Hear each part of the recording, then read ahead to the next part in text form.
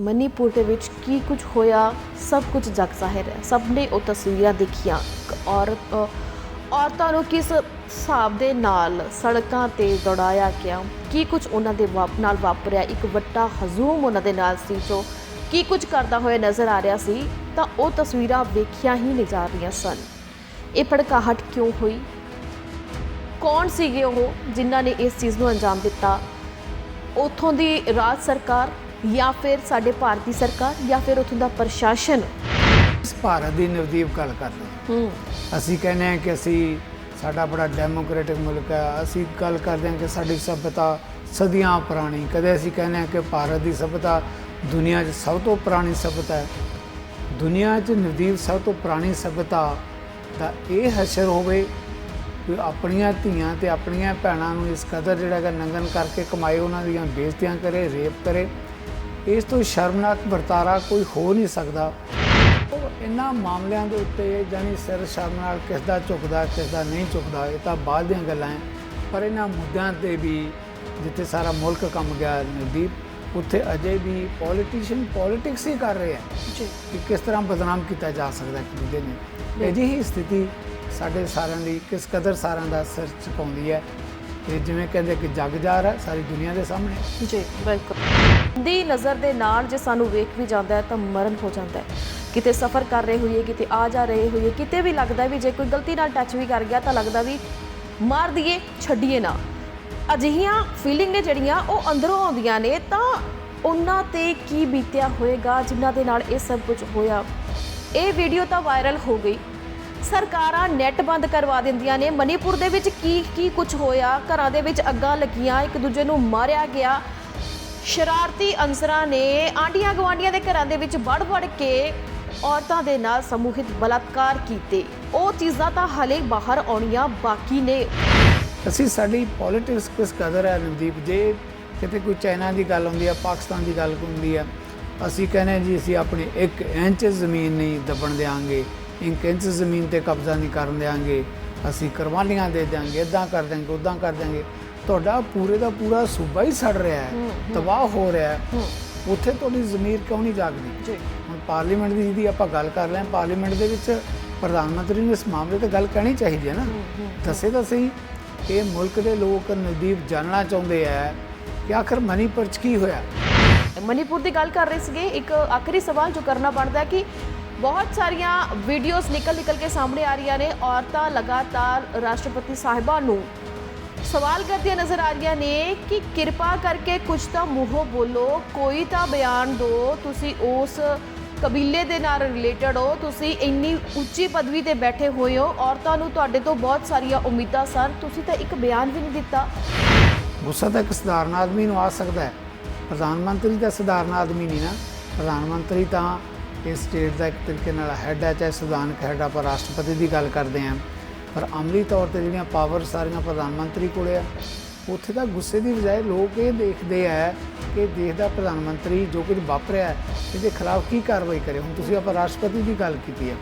ਰਾਸ਼ਟਰਪਤੀ ਦਾ ਬਾਕੀ ਸੰਵਿਧਾਨਕ ਤੌਰ 'ਤੇ ਦੇਸ਼ ਦਾ ਮੁਖੀ ਹੈ, ਹੈੱਡ ਹੈ, ਜਿਹਨੂੰ ਕਹਿੰਦੇ ਅਸੀਂ ਆਪਾਂ ਕਹਿੰਦੇ ਅਸੀਂ ਨਾਗਰਿਕ ਹਾਂ ਇਸ ਦੇਸ਼ ਦੇ। ਇਸ ਦੇਸ਼ ਦਾ ਪਹਿਲਾ ਨਾਗਰਿਕ ਰਾਸ਼ਟਰਪਤੀ ਹੈ।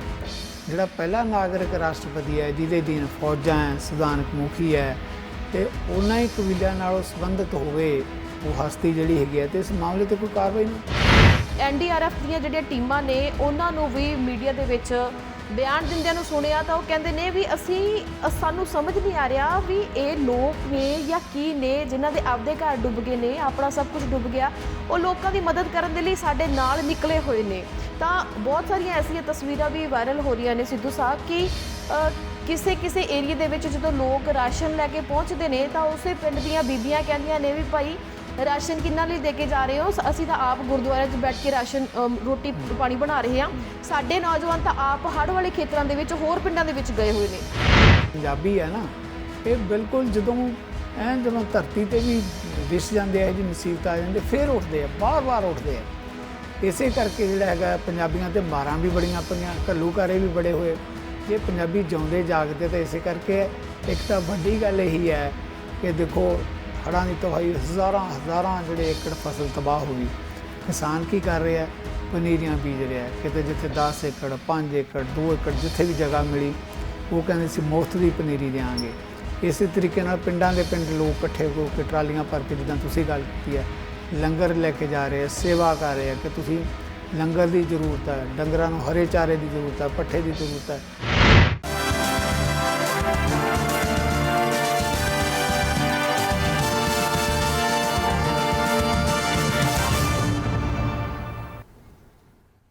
ਸਤਿ ਸ਼੍ਰੀ ਅਕਾਲ ਜੀ, ਮੈਂ ਨਵਦੀਪ ਧਾਲੀਵਾਲ। ਤੁਸੀਂ ਵੇਖ ਰਹੇ ਹੋ ਸਾਡਾ ਖਾਸ ਪ੍ਰੋਗਰਾਮ ਨਿਊਜ਼ ਬਿਹਾਈਂਡ ਨਿਊਜ਼। ਇਹ ਪ੍ਰੋਗਰਾਮ ਹੈ ਜਿਸ ਵਿੱਚ ਅਸੀਂ ਝਾਤ ਮਾਰਦੇ ਹਾਂ ਵੱਖ ਖਬਰਾਂ ਦੀਆਂ ਸਰਗਰਮੀਆਂ ਤੇ ਕਰਦੇ ਹਾਂ ਉਹਨਾਂ ਤੇ ਵਿਚਾਰ ਚਰਚਾ ਤੇ ਦੱਸਦੀ ਹਾਂ ਤੁਹਾਨੂੰ ਕਿ ਆਖਿਰਕਾਰ ਕੀ ਕੁਝ ਖਾਸ ਚੱਲ ਰਿਹਾ, ਉਸ ਖਬਰ ਦੇ ਪਿੱਛੇ ਦੀ ਅਹਿਮੀਅਤ ਕੀ ਹੈ, ਆਉਣ ਵਾਲੇ ਦਿਨਾਂ ਦੇ ਵਿੱਚ ਉਹੀ ਖਬਰ ਨੂੰ ਲੈ ਕੇ ਕੀ ਕੁਝ ਖਾਸ ਰਹਿ ਸਕਦਾ ਹੈ। ਸੋ ਸਾਰੀਆਂ ਹੀ ਖਬਰਾਂ ਤੇ ਵਿਸ਼ੇਸ਼ ਜਾਣਕਾਰੀ ਦੇਣ ਦੇ ਲਈ ਤੇ ਸਹੀ ਤੇ ਸਟਿਕ ਜਾਣਕਾਰੀ ਦੇਣ ਦੇ ਲਈ ਅਕਸਰ ਸਾਡੇ ਨਾਲ ਪ੍ਰੋਗਰਾਮ ਦੇ ਵਿੱਚ ਮੌਜੂਦ ਹੁੰਦੇ ਨੇ ਜਗਤਾਰ ਸਿੰਘ ਸਿੱਧੂ ਜੀ। ਅਸੀਂ ਉਹਨਾਂ ਦਾ ਸਵਾਗਤ ਕਰਾਂਗੇ। ਸਤਿ ਸ਼੍ਰੀ ਅਕਾਲ ਸਿੱਧੂ ਸਾਹਿਬ, ਸਵਾਗਤ ਹੈ ਤੁਹਾਡਾ। ਮਿਹਰਬਾਨੀ ਜੀ। ਸਾਡੇ ਸਾਰੇ ਦਰਸ਼ਕ ਜਾਣਦੇ ਨੇ ਕਿ ਸਿੱਧੂ ਸਾਹਿਬ ਉਹ ਸ਼ਖਸੀਅਤ ਨੇ ਜਿਨ੍ਹਾਂ ਨੂੰ ਤੁਸੀਂ ਵੱਖੋ ਵੱਖਰੇ ਪ੍ਰੋਗਰਾਮਾਂ ਦੇ ਵਿੱਚ ਵੇਖਦੇ ਹੋ। ਡਿਬੇਟ ਹੋਵੇ, ਨਜ਼ਰੀਆ ਹੋਵੇ, ਆਮੋ ਸਾਹਮਣੇ ਹੋਵੇ, ਬਹੁਤ ਸਾਰੇ ਐਸੇ ਪ੍ਰੋਗਰਾਮ ਨੇ ਜਿਨ੍ਹਾਂ ਦੇ ਵਿੱਚ ਤੁਸੀਂ ਇਹਨਾਂ ਨੂੰ ਵੇਖਦੇ ਹੋ। ਤਾਂ ਕਈਆਂ ਦੇ ਵਿੱਚ ਇਹ ਲੀਡਰਾਂ ਨੂੰ ਤਿੱਖੇ ਸਵਾਲ ਕਰਦੇ ਹੋਏ ਨਜ਼ਰ ਆਉਂਦੇ ਨੇ ਤੇ ਕਈ ਪ੍ਰੋਗਰਾਮਾਂ ਦੇ ਵਿੱਚ ਅਸੀਂ, ਜਿਵੇਂ ਆਪਾਂ ਇਸ ਪ੍ਰੋਗਰਾਮ ਦੇ ਵਿੱਚ ਇਹਨਾਂ ਨੂੰ ਮੇਲ ਲੈਂਦੇ ਹਾਂ, ਤਾਂ ਆਪਾਂ ਇਹਨਾਂ ਨੂੰ ਸਵਾਲ ਕਰਦੇ ਹੋਏ ਨਜ਼ਰ ਆਉਂਦੇ ਹਾਂ ਕਿਉਂਕਿ ਆਪਾਂ ਨੂੰ ਸਾਰੀ ਇਨਫੋਰਮੇਸ਼ਨ ਚਾਹੀਦੀ ਹੁੰਦੀ ਹੈ। ਕੋਸ਼ਿਸ਼ ਕਰਦੇ ਹੁੰਦੇ ਹਾਂ ਸਾਡੇ ਦਰਸ਼ਕ ਦੂਰ ਦੁਰਾਡੇ ਪੂਰੇ ਸੰਸਾਰ ਭਰ ਦੇ ਵਿੱਚ ਜਿੱਥੇ ਬੈਠੇ ਨੇ, ਜਿੱਥੇ ਸਾਡੇ ਚੈਨਲ ਨੂੰ ਵੇਖ ਰਹੇ ਨੇ, ਤਾਂ ਉਹਨਾਂ ਨੂੰ ਸਮਾਂ ਰਹਿੰਦਿਆਂ ਸਹੀ ਜਾਣਕਾਰੀ ਦਿੱਤੀ ਜਾਵੇ। ਅੱਜ ਦੀਆਂ ਖਬਰਾਂ ਹਰ ਵਾਰ ਦੀ ਤਰ੍ਹਾਂ ਬਹੁਤ ਹੀ ਅਹਿਮ ਬ੍ਰਾਂਡ ਵਾਲੀਆਂ ਨੇ, ਤਾਂ ਇਸ ਪ੍ਰੋਗਰਾਮ ਦੇ ਵਿੱਚ ਆਪਾਂ ਹਰ ਇੱਕ ਖਬਰ ਨੂੰ ਚੱਕਦੇ ਹਾਂ। ਉਹ ਭਾਵੇਂ ਸਾਡੇ ਪੰਜਾਬ ਦੇ ਨਾਲ ਰਿਲੇਟਡ ਹੋਵੇ, ਸਾਡੇ ਦੇਸ਼ ਦੇ ਨਾਲ ਰਿਲੇਟਡ ਹੋਵੇ, ਜਾਂ ਫਿਰ 7 ਸਮੁੰਦਰ ਪਾਰ ਕਿਸੇ ਵੀ ਮੁਲਕ ਦੇ ਨਾਲ ਰਿਲੇਟਡ ਹੋਵੇ।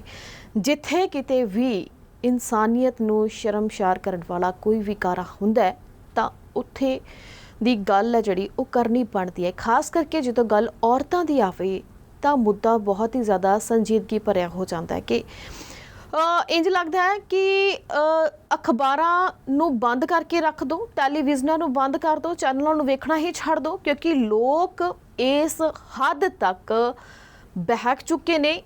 ਕਿਹੜੇ ਅਲਫਾਜ਼ ਆ ਜਿਹੜਾ ਉਹਨਾਂ ਦੁਸ਼ਟੇ ਹੋਏ ਇਨਸਾਨਾਂ ਦੇ ਲਈ ਵਰਤਿਆ ਜਾਵੇ ਜੋ ਅਜਿਹੇ ਕਰਮ ਕਾਂਡਾਂ ਨੂੰ ਕਰਦੇ ਨੇ, ਵਾਰ-ਵਾਰ ਦੁਹਰਾਏ ਜਾਂਦੇ ਨੇ।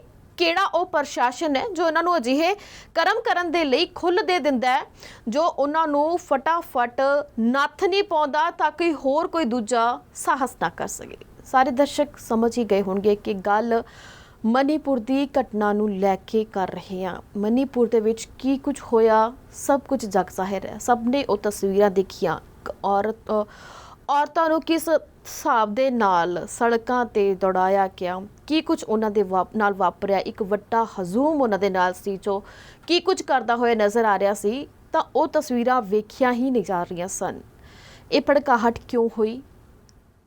ਕੌਣ ਸੀਗੇ ਉਹ ਜਿਨ੍ਹਾਂ ਨੇ ਇਸ ਚੀਜ਼ ਨੂੰ ਅੰਜਾਮ ਦਿੱਤਾ? ਉੱਥੋਂ ਦੀ ਰਾਜ ਸਰਕਾਰ ਜਾਂ ਫਿਰ ਸਾਡੇ ਭਾਰਤੀ ਸਰਕਾਰ ਜਾਂ ਫਿਰ ਉੱਥੋਂ ਦਾ ਪ੍ਰਸ਼ਾਸਨ ਹਲੇ ਵੀ ਸੁੱਤਾ ਪਿਆ ਜਾਂ ਫਿਰ ਹਰਕਤ ਦੇ ਵਿੱਚ ਆ ਗਿਆ? ਇਸ ਸਭ ਤੇ ਵਿਚਾਰ ਵਟਾਂਦਰਾ ਕਰਾਂਗੇ। ਸਿੱਧੂ ਸਾਹਿਬ ਵੱਲ ਵਧਾਂਗੇ। ਸਿੱਧੂ ਸਾਹਿਬ, ਇਸ ਘਟਨਾ ਨੂੰ ਲੈ ਕੇ ਕੀ ਕਹਿਣਾ ਚਾਹੋਗੇ? ਨਵਦੀਪ, ਤੁਸੀਂ ਜਦੋਂ ਮਨੀਪੁਰ ਦਾ ਜ਼ਿਕਰ ਕੀਤਾ, ਇਹ ਬਹੁਤ ਹੀ ਪੀੜਾ ਵਾਲਾ ਮਾਮਲਾ, ਬਹੁਤ ਭਾਵੁਕ ਮੁੱਦਾ। ਜਿਸ ਮੁੱਦੇ ਦਾ ਆਪਾਂ ਜ਼ਿਕਰ ਕਰ ਰਹੇ ਹਾਂ, ਮੈਂ ਸੁਣ ਰਿਹਾ ਸੀ ਤੁਸੀਂ ਇਹ ਕਿਹਾ ਕਿ ਵੀ ਇਸ ਤਰ੍ਹਾਂ ਦੀ ਦੁਖਾਂਤਕ ਜਾਣਕਾਰੀ, ਚਾਹੇ ਆਪਾਂ ਪ੍ਰਿੰਟ ਮੀਡੀਆ ਦੀ ਗੱਲ ਕਰ ਲਈਏ, ਚਾਹੇ ਇਲੈਕਟ੍ਰੋਨਿਕ ਮੀਡੀਆ ਦੀ ਗੱਲ ਕਰ ਲਈਏ, ਤਾਂ ਖੋਲ੍ਹਣ ਨੂੰ ਦਿਲ ਨਹੀਂ ਕਰਦਾ। ਮੈਂ ਕਹਾਂਗਾ ਅਸਲ 'ਚ ਤਾਂ ਨਵਦੀਪ ਆਪਾਂ ਨੂੰ ਮੀਡੀਆ ਵੱਲ ਪਿੱਠ ਕਰਕੇ ਖੜ੍ਹੇ ਹੋਣ ਦੀ ਲੋੜ ਨਹੀਂ। ਪਿੱਠ ਕਰਕੇ ਖੜ੍ਹੇ ਹੋਣ ਦੀ ਲੋੜ ਹੈ ਉਹਨਾਂ ਹੁਕਮਰਾਨਾਂ ਵੱਲ ਜਿਨ੍ਹਾਂ ਦੇ ਹੁੰਦਿਆਂ ਇਸ ਦੇਸ਼ ਦੇ ਅੰਦਰ ਇਹੋ ਜਿਹਾ ਸਾਰਾ ਕੁਝ ਵਾਪਰਿਆ, ਸਾਰਾ ਵਰਤਾਰਾ ਵਾਪਰਿਆ। ਹੈਰਾਨੀ ਦੀ ਗੱਲ ਨਵਦੀਪ ਇਹ ਹੈ ਕਿ ਉਹ ਸੂਬੇ ਦਾ ਮੁੱਖ ਮੰਤਰੀ, ਜਿਸ ਦੀ ਆਪਾਂ ਗੱਲ ਕਰ ਰਹੇ ਹਾਂ ਮਨੀਪੁਰ ਦੀ, ਕਿ ਕਿਸ ਕਦਰ ਜਿਹੜਾ ਹੈਗਾ ਉੱਥੇ ਇਸ ਦੇਸ਼ ਦੀਆਂ 2 ਧੀਆਂ ਨੂੰ, 2 ਭੈਣਾਂ ਨੂੰ ਇਸ ਤਰ੍ਹਾਂ ਉਹਨਾਂ ਦੀ ਨਗਨ ਪਰੇਡ ਕੀਤੀ ਗਈ, ਕਮਾਇਆ ਗਿਆ, ਜਿਹੜਾ ਬੇਇੱਜ਼ਤ ਕੀਤਾ ਗਿਆ, ਸੜਕਾਂ 'ਤੇ ਰੁੜਿਆ ਗਿਆ, ਰੇਪ ਕੀਤੇ ਗਏ। ਇਹ ਬਹੁਤ ਵੱਡਾ ਸਵਾਲ ਹੈ ਜਿਹਦੇ ਨਾਲ ਇਕੱਲਾ ਮਨੀਪੁਰ ਨਹੀਂ, ਮੈਂ ਕਹਿੰਦਾ ਹੁੰਦਾ ਕਿ ਸਾਡਾ ਦੇਸ਼ ਕੰਬ ਗਿਆ ਇਹਦੇ ਨਾਲ। ਪੂਰੀ ਮਾਨਵਤਾ ਜਿਹੜੀ ਹੈਗੀ ਰੋਈ ਹੈ। ਆਖਰਕਾਰ ਅਸੀਂ ਕਿਸ ਭਾਰਤ ਦੀ ਨਵਦੀਪ ਗੱਲ ਕਰਦੇ ਹਾਂ? ਅਸੀਂ ਕਹਿੰਦੇ ਹਾਂ ਕਿ ਅਸੀਂ ਸਾਡਾ ਬੜਾ ਡੈਮੋਕ੍ਰੈਟਿਕ ਮੁਲਕ ਹੈ। ਅਸੀਂ ਗੱਲ ਕਰਦੇ ਹਾਂ ਕਿ ਸਾਡੀ ਸੱਭਿਅਤਾ ਸਦੀਆਂ ਪੁਰਾਣੀ, ਕਦੇ ਅਸੀਂ ਕਹਿੰਦੇ ਹਾਂ ਕਿ ਭਾਰਤ ਦੀ ਸੱਭਿਅਤਾ ਦੁਨੀਆ 'ਚ ਸਭ ਤੋਂ ਪੁਰਾਣੀ ਸੱਭਿਅਤਾ ਹੈ। ਦੁਨੀਆ 'ਚ ਨਵਦੀਪ ਸਭ ਤੋਂ ਪੁਰਾਣੀ ਸੱਭਿਅਤਾ ਦਾ ਇਹ ਹਸ਼ਰ ਹੋਵੇ ਕਿ ਆਪਣੀਆਂ ਧੀਆਂ ਤੇ ਆਪਣੀਆਂ ਭੈਣਾਂ ਨੂੰ ਇਸ ਕਦਰ ਜਿਹੜਾ ਹੈਗਾ ਨੰਗਨ ਕਰਕੇ ਕਮਾਏ, ਉਹਨਾਂ ਦੀਆਂ ਬੇਇੱਜ਼ਤੀਆਂ ਕਰੇ, ਰੇਪ ਕਰੇ। ਇਸ ਤੋਂ ਸ਼ਰਮਨਾਕ ਵਰਤਾਰਾ ਕੋਈ ਹੋ ਨਹੀਂ ਸਕਦਾ। ਫਿਰ ਉਸ ਤੋਂ ਵੀ ਜਿਹੜਾ ਵੱਡਾ ਦੁਖਦਾਈ ਮਾਮਲਾ ਇਹ ਹੈ ਕਿ ਆਪਾਂ ਦੇਖੋ, ਲੋਕ ਕਈ ਵਾਰੀ ਮੀਡੀਆ ਦੀ ਗੱਲ ਕਰਦੇ ਆ ਕਿ ਮੀਡੀਆ ਨੇ ਆਹ ਦਿਖਾਇਆ, ਮੀਡੀਆ ਨਾਲ ਨਹੀਂ ਦਿਖਾਇਆ। ਜਿਨ੍ਹਾਂ ਲੋਕਾਂ ਨੂੰ ਚੁਣ ਕੇ ਭੇਜਿਆ ਗਿਆ ਇਸ ਦੇਸ਼ ਦੇ ਲੋਕਾਂ ਨੇ, ਚਾਹੇ ਪਾਰਲੀਮੈਂਟ ਦੀ ਗੱਲ ਕਰ ਲਈਏ, ਚਾਹੇ ਸੂਬੇ ਦੇ ਲੋਕਾਂ ਦੀ ਗੱਲ ਕਰ ਲਈਏ, ਉੱਥੋਂ ਦੇ ਮਸਲੇ ਹੋਣਗੇ, ਉੱਥੋਂ ਦਾ ਟਕਰਾਓ ਹੋਏਗਾ। ਅਜਿਹਾ ਟਕਰਾਓ ਬਹੁਤ ਸਾਰੇ ਸੂਬਿਆਂ 'ਚ ਕਈ ਇਸ਼ੂਜ਼ 'ਤੇ ਹੁੰਦਾ ਹੈ। ਪਰ ਨਵਦੀਪ ਕਦੇ ਕੋਈ ਇਹ ਗੱਲ ਇਜਾਜ਼ਤ ਨਹੀਂ ਦਿੰਦਾ ਕਿ ਤੁਸੀਂ ਧੀਆਂ ਭੈਣਾਂ ਦੀ ਇਸ ਕਦਰ ਬੇਇੱਜ਼ਤੀ ਕਰੋ। ਔਰ ਉਹ ਸੂਬੇ ਦਾ ਮੁੱਖ ਮੰਤਰੀ ਨਵਦੀਪ, ਮੈਂ ਕਹਾਂਗਾ ਲਫ਼ਜ਼ ਚਲੋ ਇਹੋ ਜਿਹਾ, ਪਰ ਦਿਲ ਕਰਦਾ ਮੈਂ ਜ਼ਰੂਰ ਉਹਨਾਂ ਦੀ ਵਰਤੋਂ ਕਰਾਂ ਕਿ ਬੇਸ਼ਰਮ ਕਿਸਮ ਦਾ ਮੁੱਖ ਮੰਤਰੀ ਕਿ ਇੰਨੇ ਮਹੀਨੇ ਮੰਦਭਾਗੀ ਘਟਨਾ ਨੂੰ ਵਾਪਰਨ ਤੋਂ ਬਾਅਦ ਇੱਕ ਦਿਨ ਪਹਿਲਾਂ ਮੈਂ ਤਾਂ ਉਹਦੀ ਮੀਡੀਆ ਦੇ 'ਚ ਜਿਹੜੀ ਸਟੇਟਮੈਂਟ ਪੜ੍ਹੀ ਆ, ਬਿਆਨ ਪੜ੍ਹਿਆ ਕਿ ਜੀ ਉਹਨਾਂ ਨੇ ਜਿਨ੍ਹਾਂ ਨੇ ਕੁਕਰਮ ਕੀਤਾ, ਕਾਰਾ ਕੀਤਾ, ਉਹ ਕਹਿੰਦਾ ਤਿੰਨ ਤਾਂ ਫੜੇ ਗਏ, ਤੇ ਮੁੱਖ ਮੰਤਰੀ ਕਹਿ ਰਿਹਾ ਕਿ ਮੇਰੀ ਜਾਣਕਾਰੀ ਮੁਤਾਬਕ ਲੱਗਦਾ ਕਿ ਚੌਥਾ ਬੰਦਾ ਵੀ ਫੜਿਆ ਗਿਆ। ਸ਼ਰਮ ਦਾ ਘਾਟਾ ਤੁਹਾਨੂੰ ਕਿ ਤੁਸੀਂ ਇੰਨੇ ਮਹੀਨੇ ਹੋ ਗਏ, ਮਨੀਪੁਰ ਰੋਂਦਾ ਗਿਆ, ਮਨੀਪੁਰ ਨੂੰ ਅੱਗਾਂ ਲੱਗ ਗਈਆਂ, ਤਬਾਹ ਹੋ ਰਿਹਾ ਮਨੀਪੁਰ, ਤੇ ਉਹ ਸੂਬੇ ਦਾ ਮੁੱਖ ਮੰਤਰੀ ਇੰਨੇ ਲੰਬੇ ਦਿਨਾਂ ਬਾਅਦ 4 ਮਈ ਦੀ ਇਹ ਘਟਨਾ ਜਿਹੜੀ ਵੀਡੀਓ ਵਾਇਰਲ ਹੋਈ ਹੈ, ਅਨਫਾਰਚੂਨੇਟ ਕਿ ਉੱਥੇ ਸਾਰਾ ਨੈੱਟ ਸਿਸਟਮ ਸਾਰਾ ਕੁਝ ਤਬਾਹ ਬੰਦ ਜਿਹੜਾ ਹੈਗਾ ਕਿਸੇ ਤਰੀਕੇ ਨਾਲ ਜਦੋਂ ਵੀਡੀਓ ਆਈ ਹੈ ਤਾਂ 4 ਮਈ ਦੀ ਵੀਡੀਓ, ਤੇ ਉਹ ਸੂਬੇ ਦਾ ਮੁੱਖ ਮੰਤਰੀ, ਉੱਥੋਂ ਦੇ ਜਿਹੜਾ ਪਹਿਲਾਂ ਸੋਸ਼ਲ ਮੀਡੀਆ ਦੀ ਗੱਲ ਕਰ ਲਈਏ, ਉੱਥੋਂ ਦੇ ਸਥਾਨਕ ਜਿਹੜੀ ਇਨਫੋਰਮੇਸ਼ਨ ਸਿਸਟਮ ਦੀ ਗੱਲ ਕਰ ਲਈਏ, ਕੁਝ ਜਿਹੜੀਆਂ NGO ਹੈਗੀਆਂ, ਇੱਕ ਅਮਰੀਕਨ NGO ਹੈਗੀ ਹੈ, ਉਹਨਾਂ ਵੱਲੋਂ ਬਕਾਇਦਾ ਜਿਹੜਾ ਇਹਨਾਂ ਮੁੱਦਿਆਂ ਦੇ ਉੱਤੇ ਈਮੇਲ ਪਾਈਆਂ ਗਈਆਂ। ਮਹਿਲਾ ਕਮਿਸ਼ਨ ਨੂੰ, ਜਿਹੜੀ ਨੈਸ਼ਨਲ ਮਹਿਲਾ ਕਮਿਸ਼ਨ ਹੈ, ਉਸ ਨੂੰ ਈਮੇਲ ਪਾਈਆਂ ਗਈਆਂ। ਤਾਂ ਕਿਸ ਮੁਲਕ 'ਚ ਹੋ ਕੀ ਰਿਹਾ? ਤੁਸੀਂ ਮਤਲਬ ਕੌਮੀ ਪੱਧਰ ਦੇ ਮਹਿਲਾ ਕਮਿਸ਼ਨ ਦੇ ਚੇਅਰਪਰਸਨ ਹੋਣ, ਉਹਨਾਂ ਨੂੰ ਈਮੇਲ ਪਾਈਆਂ ਜਾਣ, ਤੇ ਹੁਣ ਜਦੋਂ ਸਾਰੇ ਮੁਲਕ 'ਚ ਹਾਹਾਕਾਰ ਮਚ ਗਈ ਹੈ ਇਸ ਮਾਮਲੇ 'ਤੇ, ਤਾਂ ਹੁਣ ਉਹ ਚੇਅਰਪਰਸਨ ਇਹ ਕਹਿ ਰਹੀ ਹੈ ਕਿ ਜੀ ਮੈਂ ਤਾਂ ਮਨੀਪੁਰ ਨੂੰ, ਉੱਥੋਂ ਦੀ ਪ੍ਰਸ਼ਾਸਨ ਨੂੰ 3 ਵਾਰ ਈਮੇਲਾਂ ਪਾਈਆਂ ਇਹਨਾਂ ਮੁੱਦਿਆਂ 'ਤੇ ਕਿ ਇੱਦਾਂ ਕਰਕੇ ਔਰਤਾਂ ਦੀ ਬੇਇੱਜ਼ਤੀ ਹੋ ਰਹੀ ਹੈ, ਰੇਪ ਕੀਤੇ ਜਾ ਰਹੇ, ਕੁਕਰਮ ਹੋ ਰਹੇ ਹੈ, ਮੈਨੂੰ ਕੋਈ ਜਵਾਬ ਨਹੀਂ ਆਇਆ। ਜਾਣੀ 2 ਜਾਂ 3 ਮਹੀਨਿਆਂ 'ਚ 3 ਵਾਰ ਜੇ ਈਮੇਲਾਂ ਆਪਾਂ ਮੰਨ ਵੀ ਲਈਏ ਪਾ ਦਿੱਤੀਆਂ ਹੋਣ, ਤਾਂ ਲੱਗਦਾ ਹੈ ਕਿ ਚੇਅਰਪਰਸਨ ਕਹਿ ਰਹੀ ਹੈ ਕਿ ਬਹੁਤ ਵੱਡਾ ਕੰਮ ਕਰਤਾ। ਫਿਰ ਆਪਾਂ ਪ੍ਰਧਾਨ ਮੰਤਰੀ ਦੀ ਗੱਲ ਕਰੀਏ। ਪ੍ਰਧਾਨ ਮੰਤਰੀ ਨੇ ਜਦੋਂ ਪਾਰਲੀਮੈਂਟ ਦਾ ਸੈਸ਼ਨ ਨਵਦੀਪ ਸ਼ੁਰੂ ਹੋਣ ਲੱਗਿਆ ਇੱਕ ਦਿਨ ਪਹਿਲਾਂ, ਤਾਂ ਪਾਰਲੀਮੈਂਟ ਸੈਸ਼ਨ ਤੋਂ ਪਹਿਲਾਂ ਉਹਨੂੰ ਲੱਗਦਾ ਸੀ ਕਿ ਇਸ ਮੁੱਦੇ 'ਤੇ ਹੰਗਾਮਾ ਹੋਏਗਾ।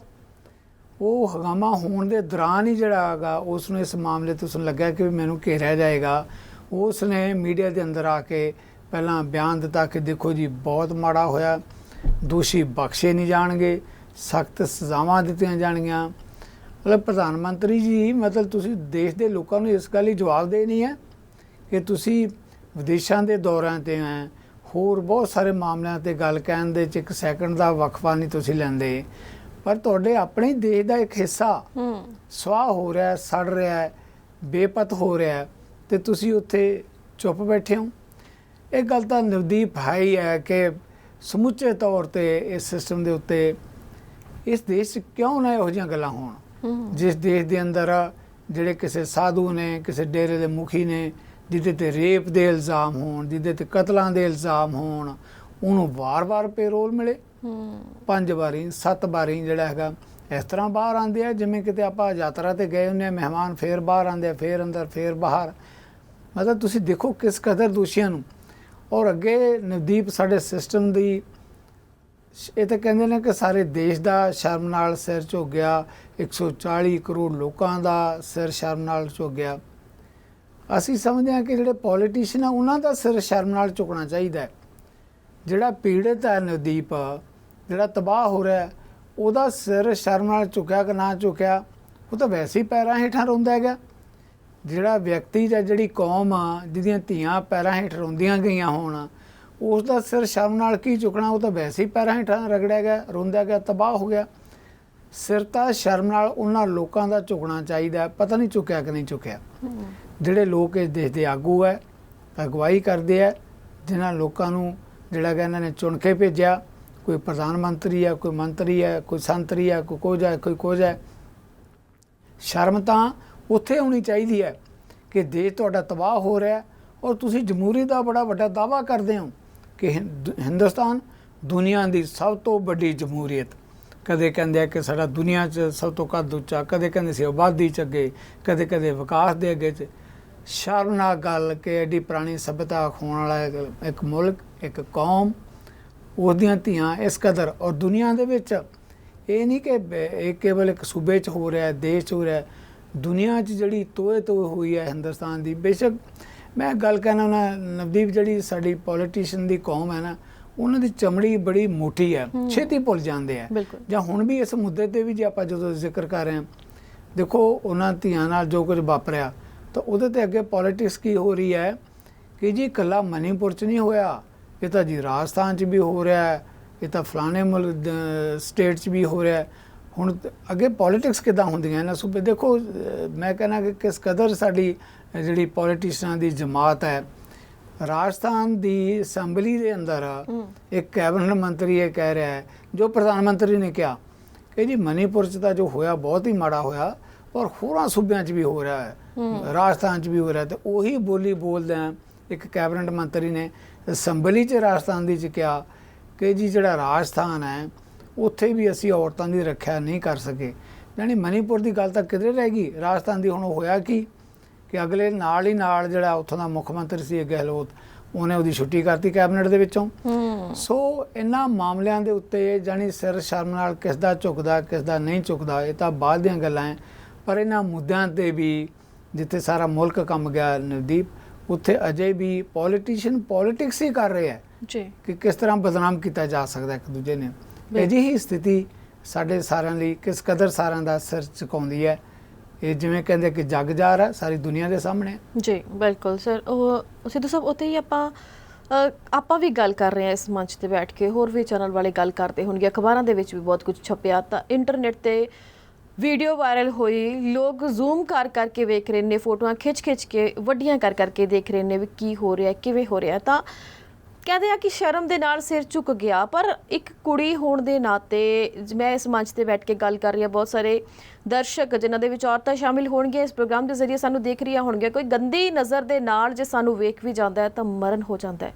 ਕਿਤੇ ਸਫ਼ਰ ਕਰ ਰਹੇ ਹੋਈਏ, ਕਿਤੇ ਆ ਜਾ ਰਹੇ ਹੋਈਏ, ਕਿਤੇ ਵੀ ਲੱਗਦਾ ਵੀ ਜੇ ਕੋਈ ਗਲਤੀ ਨਾਲ ਟੱਚ ਵੀ ਕਰ ਗਿਆ ਤਾਂ ਲੱਗਦਾ ਵੀ ਮਾਰ ਦਈਏ, ਛੱਡੀਏ ਨਾ। ਅਜਿਹੀਆਂ ਫੀਲਿੰਗ ਨੇ ਜਿਹੜੀਆਂ ਉਹ ਅੰਦਰੋਂ ਆਉਂਦੀਆਂ ਨੇ। ਤਾਂ ਉਹਨਾਂ ਤੇ ਕੀ ਬੀਤਿਆ ਹੋਏਗਾ ਜਿਨ੍ਹਾਂ ਦੇ ਨਾਲ ਇਹ ਸਭ ਕੁਝ ਹੋਇਆ।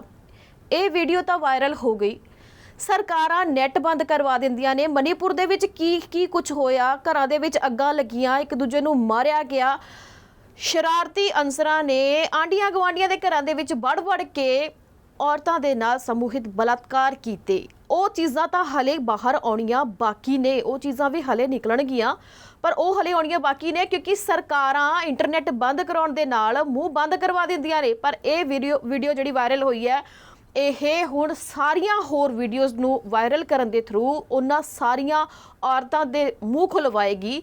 ਤਾਂ ਮੈਨੂੰ ਲੱਗਦਾ ਕਿ ਮਨੀਪੁਰ ਸਰਕਾਰ ਨੂੰ ਸ਼ਰਮ ਦੇ ਨਾਲ ਡੁੱਬ ਕੇ ਮਰ ਜਾਣਾ ਚਾਹੀਦਾ ਹੈ ਕਿ ਤੁਹਾਡੀ ਸਰਕਾਰ ਤੇ ਹੁੰਦਿਆਂ ਹੋਇਆਂ ਤੁਹਾਡੇ ਰਾਜ ਦੇ ਵਿੱਚ ਧੀਆਂ ਭੈਣਾਂ ਦੇ ਨਾਲ ਕੀ ਕੁਝ ਹੋ ਰਿਹਾ ਤੇ ਸਰਕਾਰ ਸਿਰਫ ਤੇ ਸਿਰਫ ਮੂਕ ਦਰਸ਼ਕ ਬਣ ਕੇ ਬੈਠੀ ਹੋਈ ਹੈ। ਤੇ ਸਾਡੇ ਪ੍ਰਧਾਨ ਮੰਤਰੀ ਮੋਦੀ ਸਾਹਿਬ ਉਹ ਬਾਹਰਲੇ ਮੁਲਕਾਂ ਦੀ ਯਾਤਰਾ ਕਰ ਰਹੇ ਨੇ, ਜਿੱਥੇ ਕਹਿ ਰਹੇ ਨੇ ਕਿ ਮੈਂ ਬਹੁਤ ਵੱਡੇ ਦੇਸ਼ ਦੀ ਅਗਵਾਈ ਕਰ ਰਿਹਾਗਾ, ਸਾਡੇ ਦੇਸ਼ ਦੇ ਵਿੱਚ ਤਾਂ ਸਭ ਕੁਝ ਸੇਫ ਹੈ। ਤਾਂ ਉਹਨਾਂ ਨੂੰ ਪੁੱਛਣ ਵਾਲਾ ਹੋਵੇ ਸੇਫ ਕਿੱਥੇ ਹੈ। ਹਰ ਥਾਂ ਤੇ ਹੜ੍ਹ ਆਏ ਹੋਏ ਨੇ, ਔਰਤਾਂ ਨੂੰ ਨੰਗਨ ਅਵਸਥਾ ਦੇ ਵਿੱਚ ਸੜਕਾਂ ਤੇ ਘੁਮਾਇਆ ਜਾ ਰਿਹਾ ਹੈ, ਛੋਟੀਆਂ ਬੱਚੀਆਂ ਦੇ ਰੇਪ ਹੋ ਰਹੇ ਨੇ, ਲੋਕ ਭੁੱਖਮਰੀ ਦੇ ਨਾਲ ਮਰ ਰਹੇ ਨੇ, ਬੇਰੁਜ਼ਗਾਰੀ ਲਗਾਤਾਰ ਵੱਧ ਰਹੀ ਹੈ, ਲੋਕ ਆਪਣਿਆਂ ਨੂੰ ਖਾ ਰਹੇ ਨੇ। ਤਾਂ ਕਿਹੜੇ ਦੇਸ਼ ਦੀ ਅਗਵਾਈ ਕਰਨ ਦੀ ਉਹ ਗੱਲਾਂ ਕਰਦੇ ਨੇ। ਨਵਦੀਪ, ਆਪਾਂ ਅਗਵਾਈ ਦੀ ਗੱਲ ਕਰਦੇ ਹਾਂ। ਕੁਝ ਦਿਨ ਪਹਿਲਾਂ ਤੁਹਾਨੂੰ ਚੇਤੇ ਹੋਏਗਾ ਜੀ ਕਿ ਸਾਡੇ ਮੁੱਖ ਮੰਤਰੀ ਭਗਵੰਤ ਮਾਨ ਨੇ ਪੰਜਾਬ ਬਾਰੇ ਕਿਹਾ। ਪੰਜਾਬ ਜਦੋਂ ਪਿਛਲੇ ਦਿਨਾਂ 'ਚ ਕੁਝ ਇੱਦਾਂ ਦੀ ਵਾਇਲੈਂਸ ਹੋਈ, ਘਟਨਾਵਾਂ ਵਾਪਰੀਆਂ, ਤਾਂ ਮੁੱਖ ਮੰਤਰੀ ਭਗਵੰਤ ਮਾਨ ਦਾ ਕਹਿਣਾ ਸੀ ਕਿ ਮੈਂ ਪੰਜਾਬ ਨੂੰ ਅਫਗਾਨਿਸਤਾਨ ਨਹੀਂ ਬਣ ਦਿਆਂਗਾ।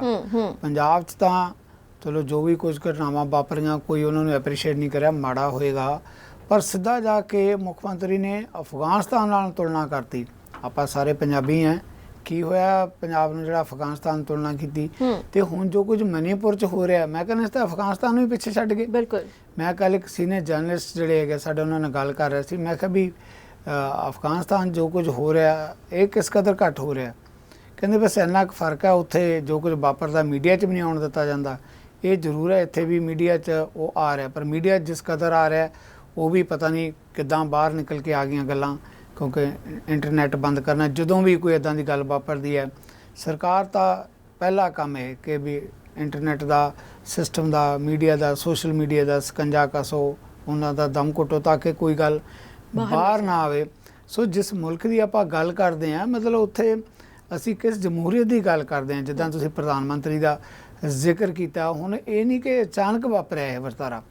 ਉੱਥੇ ਜਿਹੜੇ ਇਸ ਮੁਲਕ ਦੇ ਸਭ ਤੋਂ ਸ਼ਕਤੀਸ਼ਾਲੀ ਮੰਤਰੀਆਂ 'ਚ ਕੈਬਨਿਟ 'ਚ ਹੈਗੇ ਆ, ਅਮਿਤ ਸ਼ਾਹ ਗ੍ਰਹਿ ਮੰਤਰੀ ਨੇ, ਉਹ 2-3 ਵਾਰੀ ਦੌਰਾ ਕਰ ਚੁੱਕੇ ਆ। ਉੱਥੇ ਜਾ ਕੇ ਜਿਹੜਾ ਹੈਗਾ ਇੱਥੋਂ ਦੀ ਜਿਹੜੀਆਂ ਵਿਰੋਧੀ ਧਿਰਾਂ ਹੈਗੀਆਂ ਉਹਨਾਂ ਵੱਲੋਂ ਲਗਾਤਾਰ ਇਹ ਕਿਹਾ ਗਿਆ ਕਿ ਇਸ ਮਾਮਲੇ ਦੇ ਉੱਪਰ ਕੋਈ ਸਾਂਝੇ ਤੌਰ ਤੇ ਗੱਲਬਾਤ ਹੋਣੀ ਚਾਹੀਦੀ ਹੈ। ਹੁਣ ਗੱਲਬਾਤ ਕਿਸ ਨੇ ਕਰਨੀ ਹੈ?